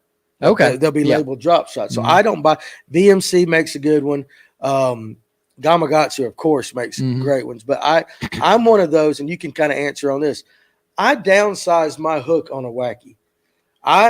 Sometimes I'll use the band, sometimes I won't. Yes. Depending on what I'm doing. If I am sailing it, I got the band. Yes. If I'm close quarters skipping on the docks, I don't worry about the band that much. But I like the smallest hook I can get away with, so that number one, so you don't get hung up as much. And number two, those smaller drop shot hooks, they're kind of sticky. They'll pin. And I learned that from the trout game. Guys are catching 20 plus, inch trout on a little nymph. That the hook is, I can't even see, and I know, what I'm talking about. I can't even see to thread the line through. And so I like on my wacky to really go with as small hook as I can. What size do you normally use? Yes, I'll usually pretty much throw a 1/0. 1/0 is the basic. Yeah, like you said. I'm going smaller than that, yes. but I'm smallest crazy. I can get away with. I want a little bit of meat there just because a lot of times you're around docks, you're around cover, things like that. Yeah. I'm with Temples here, the owner. With the two guards. Two guards. Yeah. What size, Temples? Well, Nico, it's got the two guards too on it, doesn't it? Some do. Yes. Well, Nico's more, I guess, the presentation more than the hook, right? Yes, I'll use pretty much the same hook. I may upsize a little, right? But yeah, it's same. Same thing. I will say this: if I'm on a spotted bass lake like Lanier, I will go with that smaller hook. Yes. If I am on, say, a local electric only reservoir and I'm throwing a wacky, and I know it's a largemouth lake, then I will go with a more beefier. Yes. Yeah. And I also think it affects the rate of fall a little bit too. So I want special, and I like using the Yamamotos. I'll throw some yum dingers every once in a while, but I love the Yamamotos. And I think if I put that smaller hook in there, it also kind of helps impart a little more natural float down than. Yes. That's the only one technique I know of that I'm like confident in. Wacky. I love a wacky rig. Awesome. Pull up Clint Bartlett there. Not only does he answer every question, he gives some still questions. Yeah. Still a faithful Cinco man with a question mark. Are you a yum dinger kind of fella? I like a 2/0 VMC weedless Nico. Only VMC hook I like. That's me. Yeah. That's you. That's me. VMC makes a good hook. They got some good hooks. I like VMC. Yeah. So let me give you a piece of advice. When here you we go to Walmart, when you pick up your big game, turn around, pick out your yum dingers. They're like $2, and you've got all you need. That, you know what? It's funny you said that. That's spot on. I like it. Here it is. you have your guys that will only use a certain name brand, whatever. I get it. So I just placed a huge order to restock the store. And I got my Yamamotos. Oh, yeah. I got that. But I turn around and I am going to have the biggest section of Yumdinger Yes. 5-inch Cincos Yes. because you can't beat the price. Mm. So, a pack of Yamamotos runs roughly $8, whatever it is. Yeah. Thing. Yeah. You can get a 30-pack of Yumdingers for just $1 or $2 more. Yes. And in fact, on Lanier Saturday, I had a 100-pack of green pumpkin Yumdingers. You can't beat that. No. And there's not that much difference in the action. There's not. The Yamamotos are maybe a slightly heavier, and I will use both. I'm not picky. Yeah. But you cannot beat the Yumdingers, I don't think, for price and ease and So everything. so listen to this, guys. So you've heard this tonight. You do not have to spend, and this is coming from somebody who's won a major bass tournament. This is not Danny Pruitt talking. This is Will Harkins. You do not have to have the most expensive, top-of-the-line baits to be successful. I mean, you won your tournament with what? Maybe a $12 crankbait? What's that Strike King cost? Yeah, $9. $9. You threw it on big game. Mhm. The Invoker rod is not the most. What reel do you use? Gravity. I was using Gravity 5, so I mean, Gravity it's 5. $150 too. So you don't have like a $800, $900 combo. Mm-hmm. I honestly think that's kind of refreshing. Yes. And I always say there's two types of baits in a tackle shop: those that catch fish and those that catch anglers. Yes. And unfortunately, guys seem to feel like we've been putting in their heads that you've got to have the $600 rod. You've got to have the new $350 reel. You got to have the $50 fluoro. Mhm. You got to throw this new swim bait that costs $125. Yeah. And that's not the truth. No, we way overcomplicate fishing. It's not that hard. Yes. 90% of it isn't your equipment and everything. It's what's up here. So it's got very little to do with a lot. I love that. So you don't throw. Have you ever thrown the Ocho The Ocho, KVD? yes, I have. Like I said, I don't think if they're going to buy a wacky rig, they're going to buy a wacky rig. I don't think they look at the brand of worm on it. No, but it's 100%. 6-sided. So Yes. Okay. I know got a what you're different talking fall. about. Yes. Yeah. Like I said, I feel like we overcomplicate a lot of that. I don't feel like it makes a major difference, if that makes sense. More fish. have I been could be caught on- wrong. Yeah, Yeah, no, you're I not. could- I was just asking. No, I don't Yeah, think you're yeah. wrong. I mean, think of how many fish have been caught on a rooster tail. Oh, yeah. All different species. Oh yeah. Mhm. I mean, you could Snagless Sally, everything. snagless Yeah. salad. You can go over to Latham right now, and guys are throwing these expensive baits for these spots that come Mhm. up. And I'm like, if you want to catch them, throw a white rooster tail. Yeah. If you got to get one a little heavier to get it Oh, out yeah, there. You're not yeah, throwing yeah. a 132nd or No. nothing. But pull up Elrod's comment right there. Will, you're doing fantastic. Right there at the top. Right there at the that one right there. Good time on Notley this morning. When you are using the glide bait to find fish, how long do you typically find the bass will stay in the area once they show themselves? Days, weeks, hours? I mean, you're probably turning right around and fishing for them. Yeah. When I'm using a glide bait, normally at the latest, it'll be the next day that I come around and fish those fish again. Right. But most of the time, I usually give it an hour, Yep. or two, enough time to find 3 or 4 stretches with fish, and then circle back through them with something else. I don't usually, if I'm over a day on it, then I won't even bother going back. Oh, for sure. Pull up that one at the very top that's under Hyde comment right there. Ian Freeman. Again, all you guys, listen, I so much appreciate you guys not only tuning in, but participating. It makes my job so much easier. The owner camo green is a killer, size 2 through 1/0, depending on the worm. It's almost like a circle hook. I just picked up 2 packs of those to try. To That try? was my next. You're still my next- searching. Oh yeah. Yeah. And I see Michael Temples. I have an issue with the VMC stuff rusting. Yeah, I mean, that might be I have not, but generally it's because I lose them on a log. I mean, I'm going to It don't last Guys, that They long. last that long? Oh, dude, you know how many times I got hung up Oh, Saturday? Every rock, I was struggling. I was spinning out. So I usually use on wackies. I usually use a 1/0 or a number 1. Yeah. And that's about it. yeah, I just get a sticky hook, man. Yeah. Drew Heather Early. I'm going to assume we're talking to Drew, but Heather, if it's you, hey, It's appreciate you Drew. too. It's Drew. Proud of this Yep. young man in his career. People he knows, people. He knows what he's talking about. You got to put that comma in right there to that people right there. But yeah, and that's the one thing that I like about Will. You know, he was on 5 weeks ago, dropped some juice about, you know, finagling baits and changing and trying stuff, and now he's been successful. So absolutely, and his reputation preceded him even before we got him on the show the first time. So he is always welcome on this show. Bassman's got a good question. Bassman. Tips for a local on Logan Martin to catch a big spot just fun fishing. I would talk to a local. Yeah. Oh, no. You heard it here, You folks. heard it here. When on a local lake, call a local. Right. But no, seriously, like if you were going tomorrow and let's say you were targeting a big spot, you're not looking to catch numbers. You're trying to catch that big fish. Yeah, for sure. What would you try?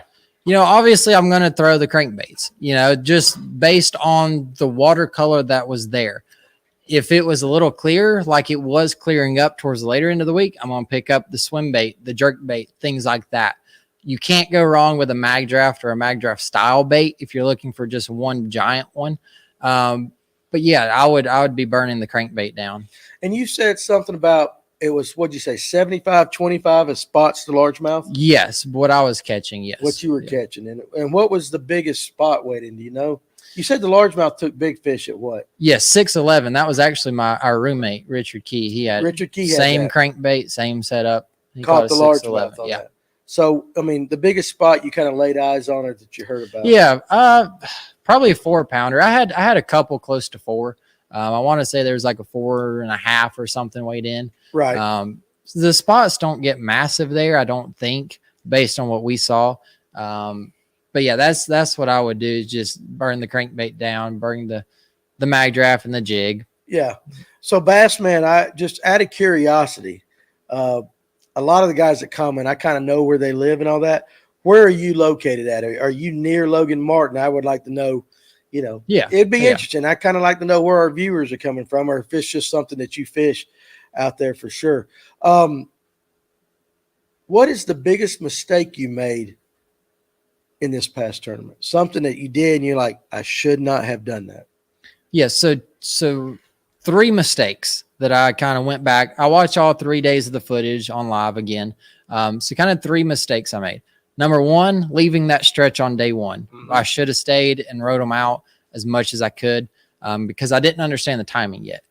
Mistake number 2 was, which happens, but I set up on a bad angle on a boat ramp, a high percentage place, and lost like a 4 or 5 pounder. So that didn't kill me. But what was wrong with that? How you set up? What was the mistake actually? So I went ahead and whipped my crankbait around the dock. So I was kind of lefty on it, and I wasn't completely around it yet to bring the angle right. So when it bit, I was kind of stuck between the dock and the boat and all. Okay. So that, I said, and I told on live at that moment, I said, if I lose the tournament, it was that fish right there. Yeah. So they didn't come back to bite, but that was my second mistake. Third mistake was day 3, not going shallow. With the warmer weather, those fish were pushing up super shallow in the dirt. You know, I was still kind of fishing that transition stuff, the rock. So I should have just pushed up shallower. That's how all the big largemouth were caught that third day. And that's why you saw the 20 bag and some bigger bags caught. They just made that push shallow. But and you had enough weight from day 1, day 2 you had enough of a buffer. Yes, yeah, and like I said, I was going to live or die with what I had. It got me there, so I'm glad I did. But that was kind of 3 things that I would have changed. Okay, all right. Bassman says, "Oh, I'm sorry. Thank you. I'll give you a try, but tell me where you live. Go ahead." Is that hindsight though when you leave the fish on the first date? Yes, because a lot of people will save their fish for the second day or third day. Yes, and like I said, it was that last hour and a half, and I made like a 15-minute run north closer to the ramp. And as soon as I sat down on the next spot, I was like, I shouldn't have left. So that was kind of immediate hindsight, but a lot of that other stuff was, you know, uncontrollable in the moment. But just little things that you learn from and move on. He talks like a seasoned vet, don't he? He does. He talks like a seasoned vet. I don't know if he's real or fake. I'm just kidding. Max Wilson. Max Wilson, yeah. Will, do you use scents or bait fuel or anything like that? Once again, I think we overcomplicate it. I don't use a lot of stuff. Thank you. You know, like on Logan Martin, I was coloring the jig tails orange because I was throwing orange crankbait. Yeah, that I makes don't sense. know that. Yeah. So that's just something I try. I use a little bit of that cane crawl stuff sometimes. I've got in some packs of my worms. Honestly, if they're going to bite it, they're going to bite it. I don't think it makes that big of a Do you difference. think scent makes a big deal anywhere? I still struggle with that. I don't know. The only place I'm thinking of, you have super muddy water. You know, you're flipping a lot of tight cover, whatever. Maybe it does there. I don't know the science behind it. Yeah. Like garlic. We talk about this all the Yeah. time, don't we, Tim? Garlic, Garlic. I did that. caffeine, or what was it? Coffee. Coffee stuff. Yeah, Essentially, like what in the water smells like garlic, and what does why is that another one of those products that catches anglers and not necessarily Yeah. fish? Is it the premise that they hold on to it longer though? It might. I think it is. It might be. And but like I said, I don't know for sure. I don't use a lot of it, and it's been okay by not using it. But I mean, you're going to have 15 different opinions when you ask 15 guys. Oh, yeah, absolutely. for sure. And I tell you that bait fuel, I can tell you this, whether it works or not, that is the slickest, greasiest stuff. I took somebody said, you need to soak your worms in it overnight. So the first time I used it, we got in the shop. I squirted like all kinds in there, sealed it up, got to the next day fishing. I went to grab my worm, and it's like I couldn't hold it. And Hard to put a hook into I it. could not. Yeah. I had to actually take my worm between my legs and kind of like squeeze it and just get all that stuff off of it just to be able to put it on there. It's terrible. TMI. TMI. Too much information. Listen, Here we go again. we're not going down that rabbit hole man. again. I will say this: if you're into adult fun, get you some bait fuel. I want to see you hold a worm between your knees. I hold a worm between. Well, I never hold it between my knees. It's just, That's just what you listen, if somebody Okay, saying guys, that, I got a question now. Mr. Silvers has a question. all right, well, Let's there's a go bunch there. of them. Hey, there's some above him. We'll get the silver. Yeah, we'll go back in a minute. We'll go back. All It's right, the first one I found to get us out of the rabbit hole. have you? It's Kevin's fault, not mine. Have you ever Kevin. fished Carter's Lake? If so, what did you learn that makes it fish differently than other Highland lakes? Question for anyone on the show. Well, first of all, it's deep. Yes. I mean, very it's deep. like there's deep and then there's Carter's. Yes. You know what I'm saying? It's Yeah. deep. And super clear. So the fish, in my little experience I've got there, they set up in the timber really good. They don't sit up on the bank as good. They're a lot more of a roaming fish, I think, because of the clear water. So that's just what little experience I have there would be, chasing the roamers a little more. We should get Farmer on that answer that question back in the background. He knows Yeah. about Carter's. Jonathan Farmer sitting back there in the dark behind there. He's just Just waving. listen. He's I just can listening. barely see him in the camera. I will say this. I've heard several people that come in the shop talk about Carter's. There's two types of people: those that love Carter's and those that hate it. And there's more that hate it than love Isn't it though? I mean, they're just They- there's Car- two polars. It's, Positive it and is. negative. There's no middle ground with that. No. But I did have a guy in the shop today that was talking about cranking Carter's, going parallel to the bank, cranking that. Oh, Carter's. Okay, so Jonathan raised his hand, so maybe that guy was right. He's sending secret signals. Go up there. There's a couple of questions. Let's go. Right there, Guy B. Start with Guy B right there. I like the easy names that I can pronounce. Guy B. How much do you rely on forward-facing sonar? And I want you to answer that in a two-part. Okay. Answer that in your total fishing because I know the answer to that. Yes. And then I want you to answer it from this past weekend. Yeah, for sure. So total fishing, yes, I rely on it a lot. You've got to on lakes like a Lanier, like a Chateau, things like that. You have to use what's available for you. But now that's very conditional too. So like Logan Martin, I never even looked at. I might have looked at it like 2 times to throw at 2 brush piles. So turned it off and just went fishing. Did that on Notley today. So you can live either way, but it's very conditional. It's not, we try to make it out to be, you've got to have it or you can't have it, but you've got to learn both sides of that. Yeah, I knew that was the answer you're going to get. So in the tournament this past weekend, give me a percentage of time, 100%, 75, 50% that you used it. 1.5%. Yeah, I didn't see you even staring at it. You were just casting. I was using that more for depth and how the bank looked. Yeah, because I was yelling at you. Yeah. Yeah. You were casting and all that. So, all right, pull up Mike. Mike, by the way, your jigs. You know about that. Your jigs are ready here, buddy. If you're coming Saturday, I will be here. Will, when you're fishing a one-day tournament, which Michael does, Yes. We do that. Do you ever leave biting fish, maybe to find bigger fish? So if you're in a spot and let me kind of rephrase this question a little bit. Mhm. Let's say you're in a spot and you're catching quality fish, but you're not catching tournament winning fish. Yes. Will you leave that spot to go find another one? Absolutely. Yes, you've got to. And a lot of times the spots, especially these lakes around here, let's take Lanier, for example, very separated fish. You'll have your schools of those 3 to 4 to 5 pounders, and you'll have your schools of 1 to 2 to maybe 3 pounders. So you will catch a 5 pounder where you've been catching 2s. That happens, but a lot of times they are very separated. So when you catch, that 15, 18 pound bag, that's when now Lanier, I'll fish for spots strictly. Very rarely ever fish for largemouth. Right. A place like Chateau, you're kind of capping out at that 18, 19 pound bag of just straight spots. So that's when I'll pick up the mag draft, go shallow, and just look for one big one. One big one like that. So it's kind of an interesting comment that you just said, because I've heard even Ryan say that in the past and others. Fish of a certain size tend to hang with fish of a certain size. Yes. They do. Yeah. So especially with spots. Now, Mhm. you are right. There is that one outlier Yes. everywhere. But if you're in an area and you're catching 2 pounders, Mhm. a lot of good guys in the know that fish the tournaments and all that, I'm done with that spot because all that's in there is 2 Yes. pounders, 3 pounders. Yeah, they always seem to be in little packs that They're are in all packs. similar. And they hang out with that. Bardet had a thing about Picasso Little Spotty, which he's a Picasso guy. I don't know what that's all about, but your jigs. Since you don't throw one of mine yet, what do you throw? Honestly, Ask Kaz Anderson. He'll tell you I got a good color for your lake up there. I own like 5 jigs, maybe. Like I don't use them very much. He don't like jigs. I don't know what brand they are. I know I've got some dirty jigs that I'll skip around a little bit. But the main finesse one, I will say Legacy Tackle Company makes a good finesse jig that I will use.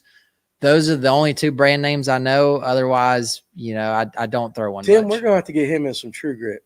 I'm telling you, man. So do you on your jigs? I know you don't like jigs, but do you prefer throwing the finesse over a full-size jig, regular jig? I do. I like a heavy finesse, though. Like a 3/8 ounce, but like a compact jig. I don't like a real big mop jig or anything like that. Okay, so like what size hook would you like on a 3/8?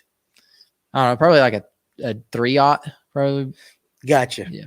We're going to make sure I get your address. We were just talking about this before everybody else got here about those hook sizes. At the hook sizes. So yeah, so it's interesting when it comes to jigs. The jigs that I tie, a quarter's got a 4/0, 3/8, and a half got a 5/0. And everybody's like, "Oh, that's so big." And Ryan kind of taught me that. It's like, no, plenty of spotted bass are caught. Oh yeah, on a 5/0 hook. Yeah. What do you think about that? What was it? What brand was that that's got the like 9/0, 10/0 hook? They just come out. Missile Baits has came out. Have you with something seen that? huge? I think it's a 1 Dude, ounce head. It's like and it's got some sort of battleship anchor on the back of it. Dude, I don't know what else. It is like he holds up a jig and you got this much jig and the hook sticks that far out to the back. It's like a 10/0 hook. It's a beast. That is awesome. I don't know. I guess you would throw that in Texas. Maybe Texas. Stick you a 10-inch worm on the back. Good night though. Well, okay, That'd be one of them old Magnum monster worms. Yeah. So like and I don't know how much you throw, but like if you were throwing an old monster, a 10-inch or a 13-inch old monster, what size hook would you put in it? 5/0? Yeah. That's basic. 4 That's or all 5/0. it's ever worked. Yeah. I don't think I own anything. So then again, and again, if Mr. Cruz and the guys at Missiles watch this, I mean, like, hey, I hope you sell a bunch of them. It makes absolutely 0 sense to me to put a 10/0 hook in a 1/2 ounce jig. Yes, Right. I agree. What size trailer would you put on that joker? I have no idea. You'd have to put like a brush hog or something on it. Like At least, I mean, probably A a big one. flutter spoon on At the that back. point, Yeah, there you go. Flutter spoon. at that point, there's got to be better options. Yeah. There's got to be better options. Bassman said he is. So Gadsden. Bassman is from Gadsden. Gadsden. So we got some Bama boys in the house tonight. Yeah, appreciate you watching. man. Absolutely. I love that when we get people from out of state. We got them all over the place. We had a guy, we were fishing live one. They had a guy from Hawaii commenting on us. He was sitting at work in Hawaii watching us fish live. And I thought, Jeff Allen, pull up Jeff Allen's right there. All right. What will cold trend the next 2 weeks do to Lanier bass? And so, yes, We're in winter in Georgia, where 1 week it's like the high is 28, and the next week you got daffodils out here sprouting because it's 60-something degrees. Yes. Right. You wear your cold weather gear when you take cold off. weather gear and your you shorts take it under off. it. You start a tournament in the morning, it's 17 degrees, and by the end of the tournament, you're in shorts. Mhm. I've been there. But I did see where it's projected to go back cold. Yes. What do you think in your experience that a big major cold snap after kind of a warming trend will do? And especially with like Lanier bass. Yeah. So spots act a lot differently to weather changes than largemouth do. They don't get spun out with a cold front like largemouth do. You know, they're not going to really move much. They love cold weather. You know, they're going to bite. A lot of times they will stay shallow after the big warm front, especially if it's sunny. You get out on the rocks looking for those blinker fish like Driscoll was talking about. Yeah. Blinker fish. But yeah, so I mean, I honestly, unless it's like a week long of just major cold or something, they'll pull out to the middle of the drains and all. But spots act a lot. They respond a lot less to those. They do. To those changes. Yeah, largemouth, I think it affects more. Yes, agreed. Yeah, because I mean, water temp. What was the water temp when you fished Sunday there, Kevin? Over in Sinclair, it was 49 when we started in the morning, and I found some water down by the dam at 55-1. Okay. Wow. So in Baldridge Marina, when we started, it was 47. In the back of one pocket, we found like 50.2. What was the temp over at Logan Martin? Yeah, anywhere from 47 to 50. And so I think when you get those 5 to 6 degree differences in that, I don't think it affects the spots near as much. So if the water temp was 46, and let's say it drops it down to 44, maybe if you get down in the low 40s, maybe a little bit, but it's not a huge. The water doesn't get as cold as like drastic as the air does with us, so it kind of stays a little constant. Spotted bass are just different. Got a couple of comments I want to read right there. So first, pull up King of Bass. That one? Yes, I'm pulling this up just for I didn't know if we were going there. or not. Varday needs 2 Speedos, one for each udder. Okay, so there you go. Robert Bretz is watching from Pennsylvania. All right, we got some Yankees We'll watching. get you on the screen here, Heck Robert. yeah, Robert, appreciate you, man. I'm serious. I love it when I see out of state guys. Go one up there right above that to Dennis Rice, though. I think you meant to type which, but which mag draft do you like? So I just use the normal 6-inch. You know, I'll use a gizzard or a shad colored. I'm not picky once again. Yeah, if you get a big largemouth, it's not going to look at the back color of the bait and decide whether to eat it or not. You know, I'm going to throw depending on the water color is the color. I got you. Blake, I'm going to say Acker. Again, if I mispronounce any of your names, guys, forgive me. I'm from Jasper, Alabama, fish Logan's son, but I'm a Smith guy. So you probably know Slick Johnson in the Alabama Boss Council, the Alabama Boss Council over there. Lord. I met Slick. He's a cool dude over there. And I guess that's the one Jordan Lee fishes a lot, don't he? He's over on yeah, Smith they're pretty tight. They are pretty tight. In fact, they did a video together this past weekend on TikTok. If you are, and just so I can give some love to my Alabama friends, if you're on TikTok, check out Slick Johnson 23, I think it is. He's a different dude. He's a different dude, but he's funny. And if you've got any issues with it, you blame Jordan Lee, because remember he told us Jordan Lee started one that built him a TikTok. That's right. Jordan Lee did it.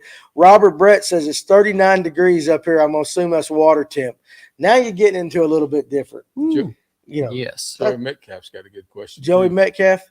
All right, right there. Let's pull it up.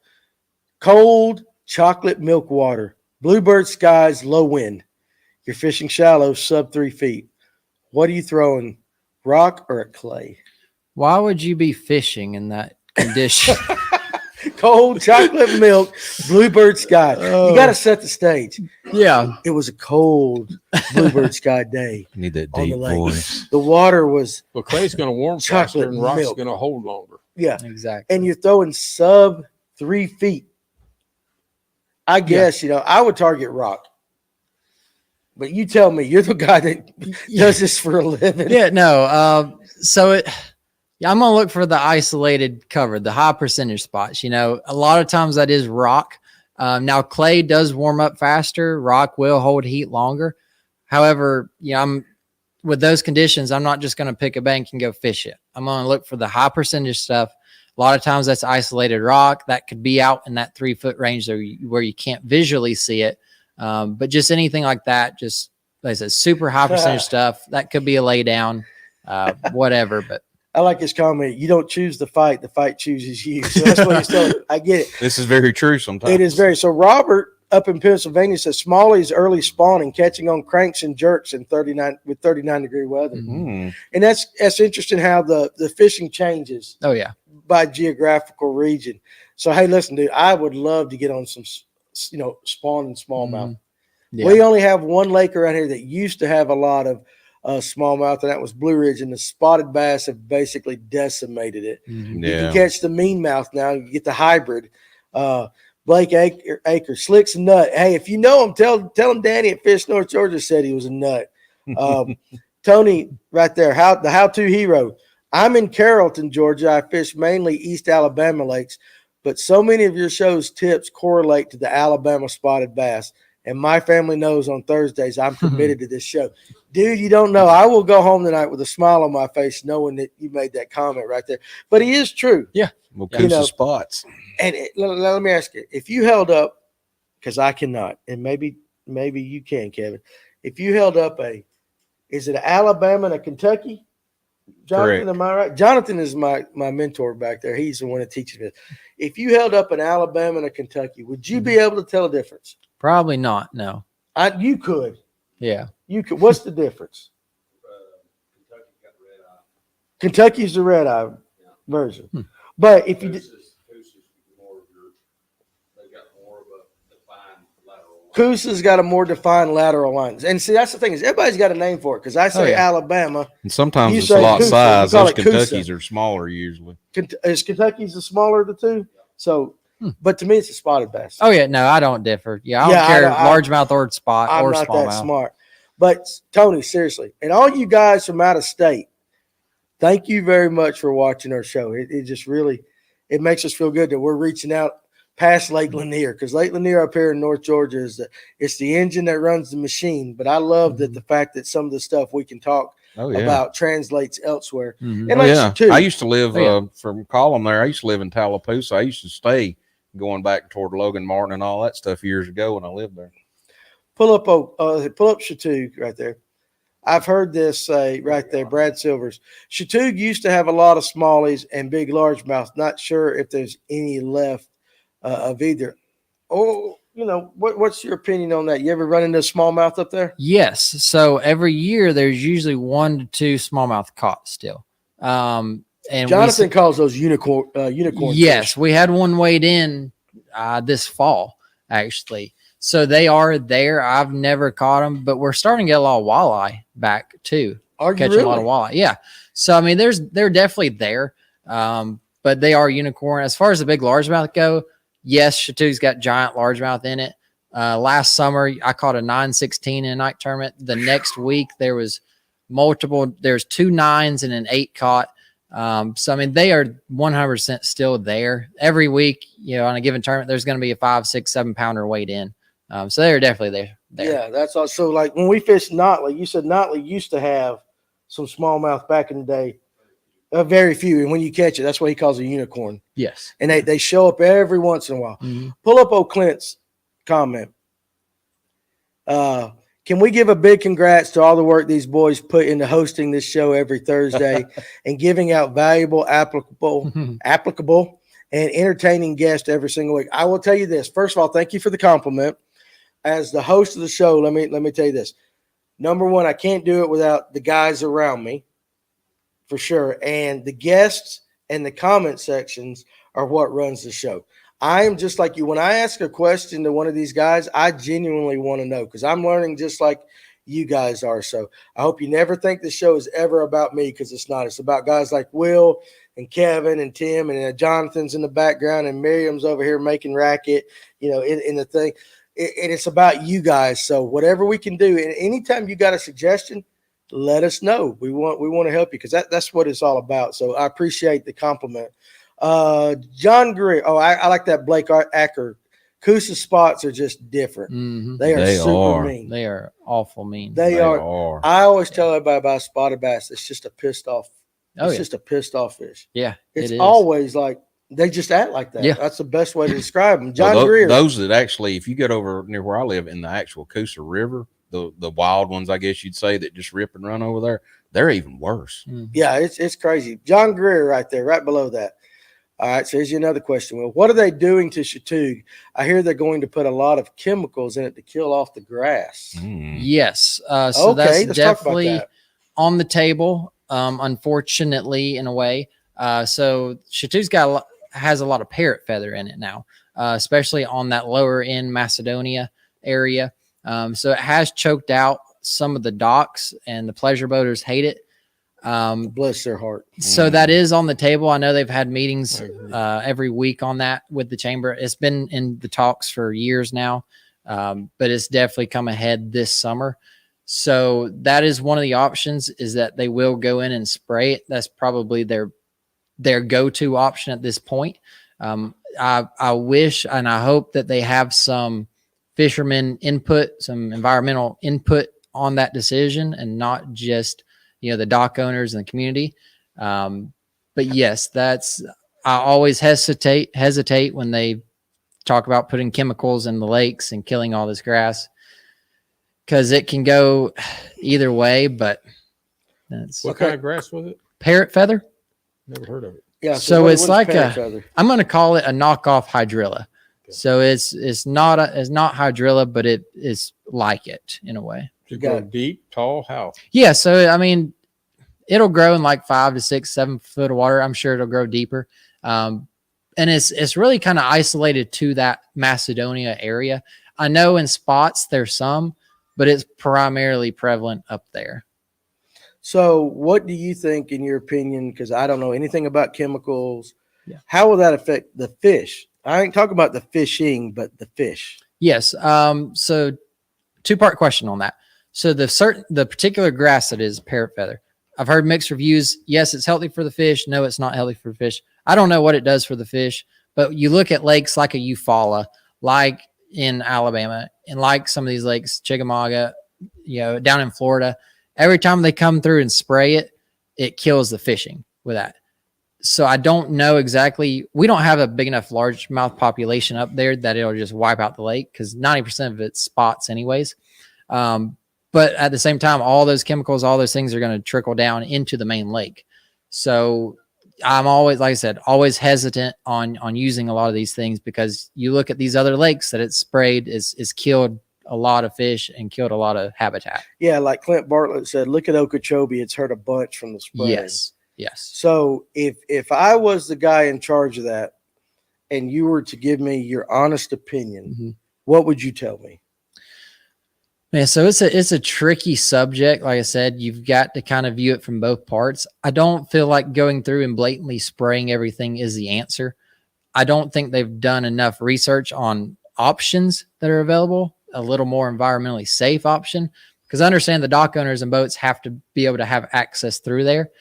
But like I said, spraying it blatantly, I don't think is the answer.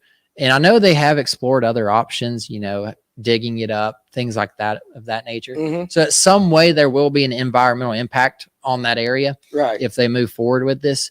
I wish they would condense it to the docks, or at least teach people a little better how to, deal with it, how to run it, stuff like that. Who would be in charge of the spraying if they did it? Is that a Georgia thing, or is that a North Carolina thing?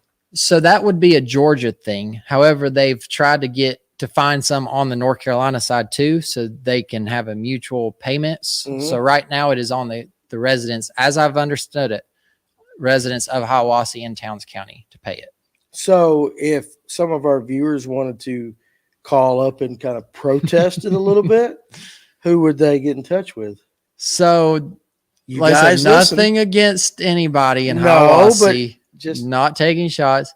I know the mayor's caught a lot of flack up there for a lot of things. She would probably be the one to look towards, DNR up there. I feel like if we move forward with this way too fast, it's going to have a lot of effects that we do not want in the future. okay. So right now you would prefer them not sprayed. Correct. Okay, Correct. so Yeah. guys, look at me. The mayor, do not mention Will Harkins' name in any of this. You guys tomorrow when you get up, find the number to the mayor's office in Hiawassee and tell them the guys at Fish North Georgia do not want them to spray until they have absolutely researched the topic 100%. And Yes. let's just say, I think it would just be interesting to see if you guys would actually do that. So maybe I can get a call from the mayor just fussing me out. Like, what? I'm just going to say, hey, listen, Will said it. Yeah, no, Either that or you better stay out of Blairsville for a day or two. Yeah, but no, Yeah. I'm serious. Like, if that's something that does interest you, and again, Will kind of, I mean, he has his opinion, but I think all you're saying is you would like him to research it more. Yes, absolutely. Just don't come to Absolutely. a quick, easy fix by throwing some Roundup on the Correct. stuff. Waterproof Correct. Roundup Is or the whatever. fishing that good down there in the Macedonia area? I don't fish it really. I know a lot of guys who go up there and do fish it, and they catch fish out of it. It's not lights out just because we don't have that largemouth population up there. But they live in it. They just get pressured a lot because it's kind of a small area with all the grass. So a lot of people will go and fish it. Clint said he goes scuba diving with a weed eater. I saw that. Well, when they spray for this grass, I mean, it could kill. The chemicals could harm the fish. Mhm. It could harm the bait, or it could just kill their habitat. Well, or all three. All or three. Any And I think combination. it starts off, and again, I'm going to sound like a biologist, and I'm not, but I would imagine that would start off on your phytoplankton Mhm. level. That the Exactly. smaller fish eat, that then the brim eat, that then the bat. So it's like it starts off on the very simple Mhm. part of the ecosystem. Yeah. And it's Um, cover for the bass too. Cover, absolutely. Yeah. But, you know, Habitat. my gosh, if I spend $100,000 on my wakeboard boat or whatever, I want to be able to pull it through without getting Yeah. grass on it, you know. Yeah. Huh? Or is Chatook still dealing with the disease that it's had the last couple of years? They're all here, I call it ick. Okay, so It's still dealing with it like it has been in the past. all right, let me yeah, say the question. So Jonathan wanted to know if Chattanooga is still dealing with the disease that has been termed the ick. First of all, tell everybody what the ick is, and then kind of you can answer Jonathan's question. Yeah. So if I'm thinking what you're thinking, it's when the fish get the red sores, the things like that, especially, going into summer, fall turnover is where it's very prevalent. This year wasn't nearly as bad. I know 2 years ago, I guess it was 2 or 3 years ago, it was really bad. So we haven't seen it at that level since then. This year they've been super healthy. Even this fall, they were pretty healthy. So we'll see how this upcoming spawn cycle goes and see what they look like. But so far it has improved. Okay, all right, excellent.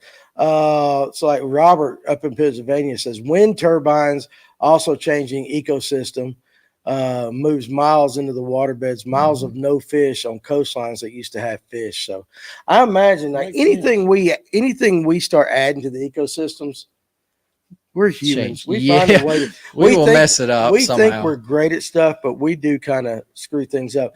Do you know John Greer? I do. Yeah, he's a Notley guy. Okay, he says, or John Greer's.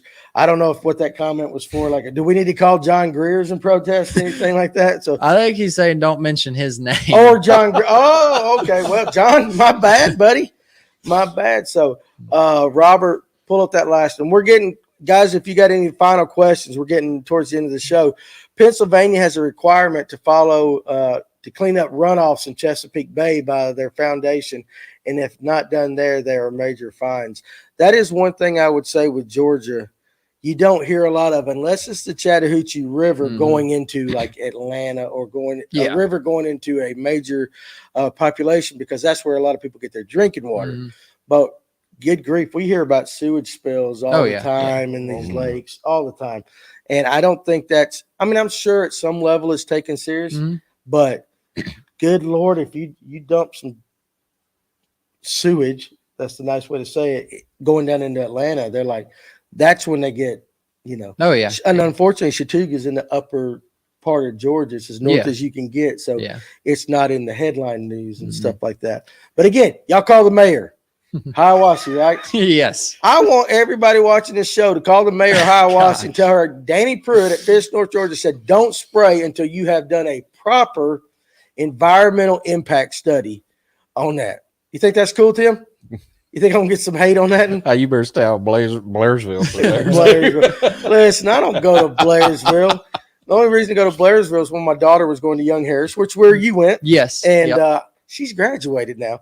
So Will's gonna be up there with the mayor going, man, I had nothing. I to said, do with don't that." blame this on me. Don't blame There you it. go. Staying out of it. Let me get the Just official statement speaking right here. what I- the official what I've statement. Put it on known me. and heard. Put it up. There you go. Please do not blame Will Harkins for any of the opinions expressed by the host of this show.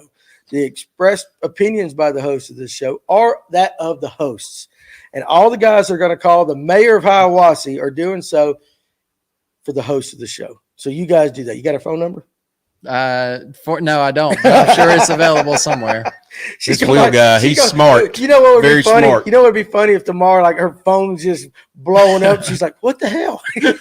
It's gonna be funny when your phone blows up. No, dude. Listen. To me, it'll all be spam call, spam risk. I ain't answering. No, Brad Silver. Brad Silvers. Yep. Yeah. Kevin's getting us back on track here.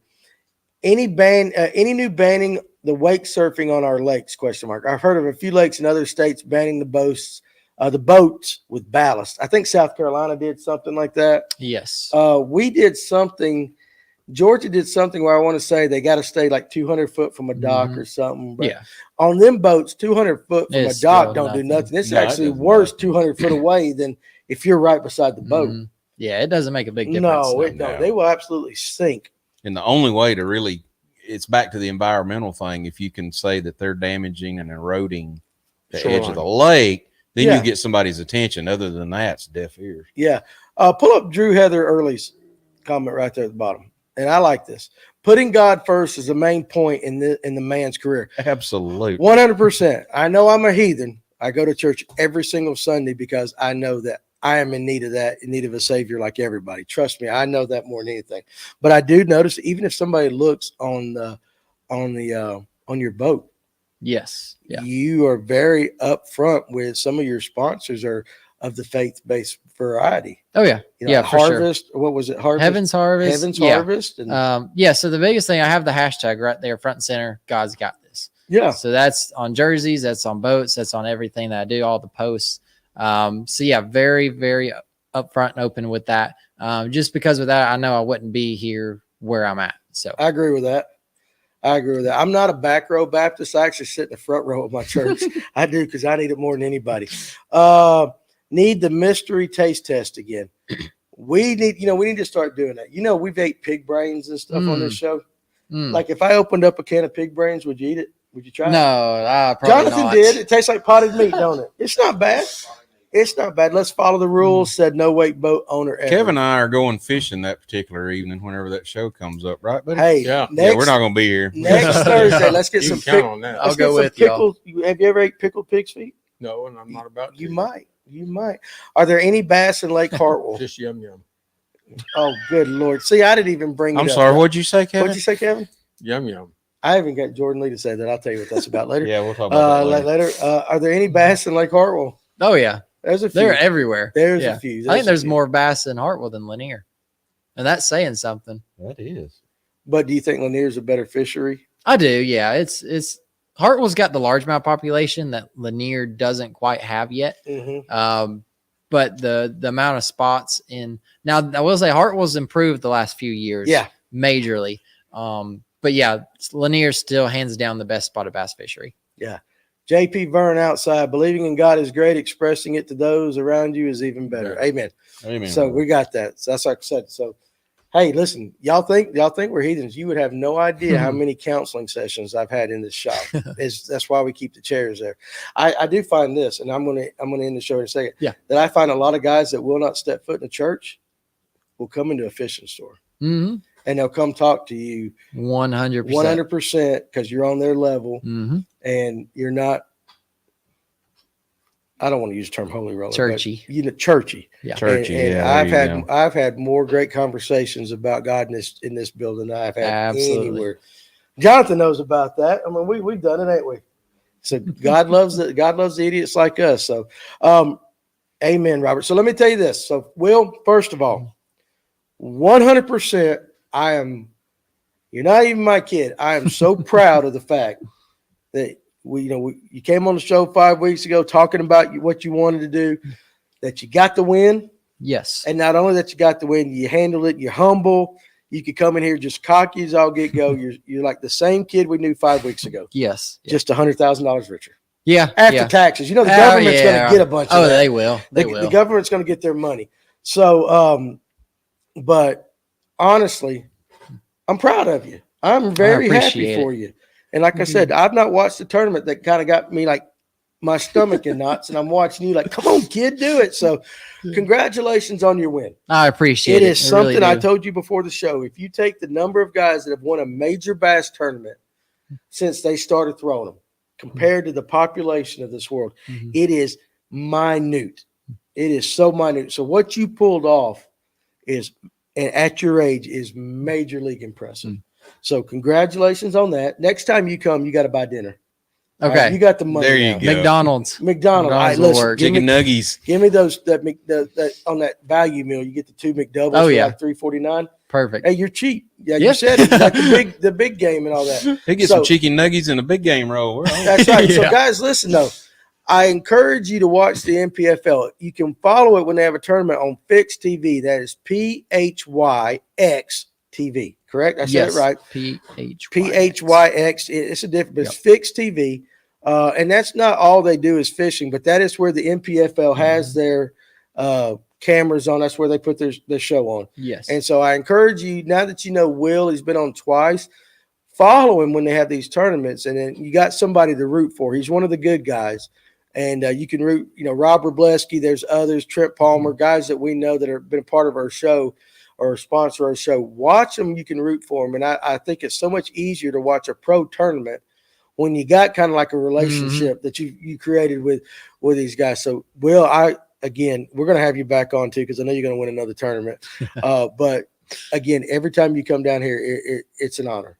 I appreciate it. No, thank y'all for having me. And I enjoy it. And the better looking half of you over there, you're always welcome here too. You just got to keep that phone down during the day. Yeah, come on. I'm just playing with you, man, like that. But seriously, no, it's good to be around good people. And you're good people. So thank you. Congratulations. And we look forward to following you in the upcoming year. Yes, sir. And before I shout out your sponsors real quick. Yes. Make sure you give them some airtime. Yeah, absolutely. Blairsville Chamber of Commerce has been huge. Heaven's Harvest, Cameo Fencing, Legacy Tackle Company, Arc Rods this year. I've got a million little guys, River City, Sushi Shack up there. I love sushi. Oh my Lord. Yes. Bring sushi next time. Had dinner there tonight. Fellowship of the Hills, Keller Williams, all those guys up there. I mean, thank each and every one of y'all for allowing me to do what I do. Yeah, no, that's awesome. I got one last question real quick before I shout it off, because Christopher Page snuck one in on me. What do you fish at Lake Hartwell? What do I fish at Lake Hartwell? As far as bait wise, or I guess so, yeah. Yeah, bait wise, it's pretty much the same stuff as I would Lanier. No different. A lot of the fish set up the same. You'll catch a lot more largemouth offshore than you would at Lanier, so that's always fun. But same winter or same Lanier tactics you use all year round. Yeah. All right. So that's good. So, all right, guys. So good. Tim, thank you for manning the board back there, and Kevin for being the mature one tonight. I enjoyed the fellowship. It is a fellowship. I don't think you were the mature one tonight, though. That's normally my job. I think tonight you took my job. You think so? I think so. You took my job. I'm older. You are old. You can get away with it, right? I can get away. You get over 70, you can do whatever you want to do. But again, thank all of you guys. And again, in the comment section, hey, listen, I love everybody, especially you out of state guys. Keep watching us. Next week, I got a hammer. You guys going to want to check it out, especially you Allatoona and you Carters guys. Bill Payne is going to be in here. The man himself, Bill Payne, is going to be in here. And if you know anything about him, if you ever talk to him, watch him, this guy knows Carter's, Allatoona. He can catch fish anywhere. But for you Allatoona guys, since you're always so tight-lipped, hey, I'm going to get somebody to talk about it. So you make sure you tune in next Thursday night at 8 o'clock. And again, if you're watching on YouTube, make sure you hit that like and subscribe button. Guys, we love you. We appreciate you. And we'll see you next week. And if you're on the water this weekend, be safe. And hey, you know what? Sunday, go to church. Yeah. Go to church. Absolutely. Then go to the lake afterwards. There you go. We'll see you guys.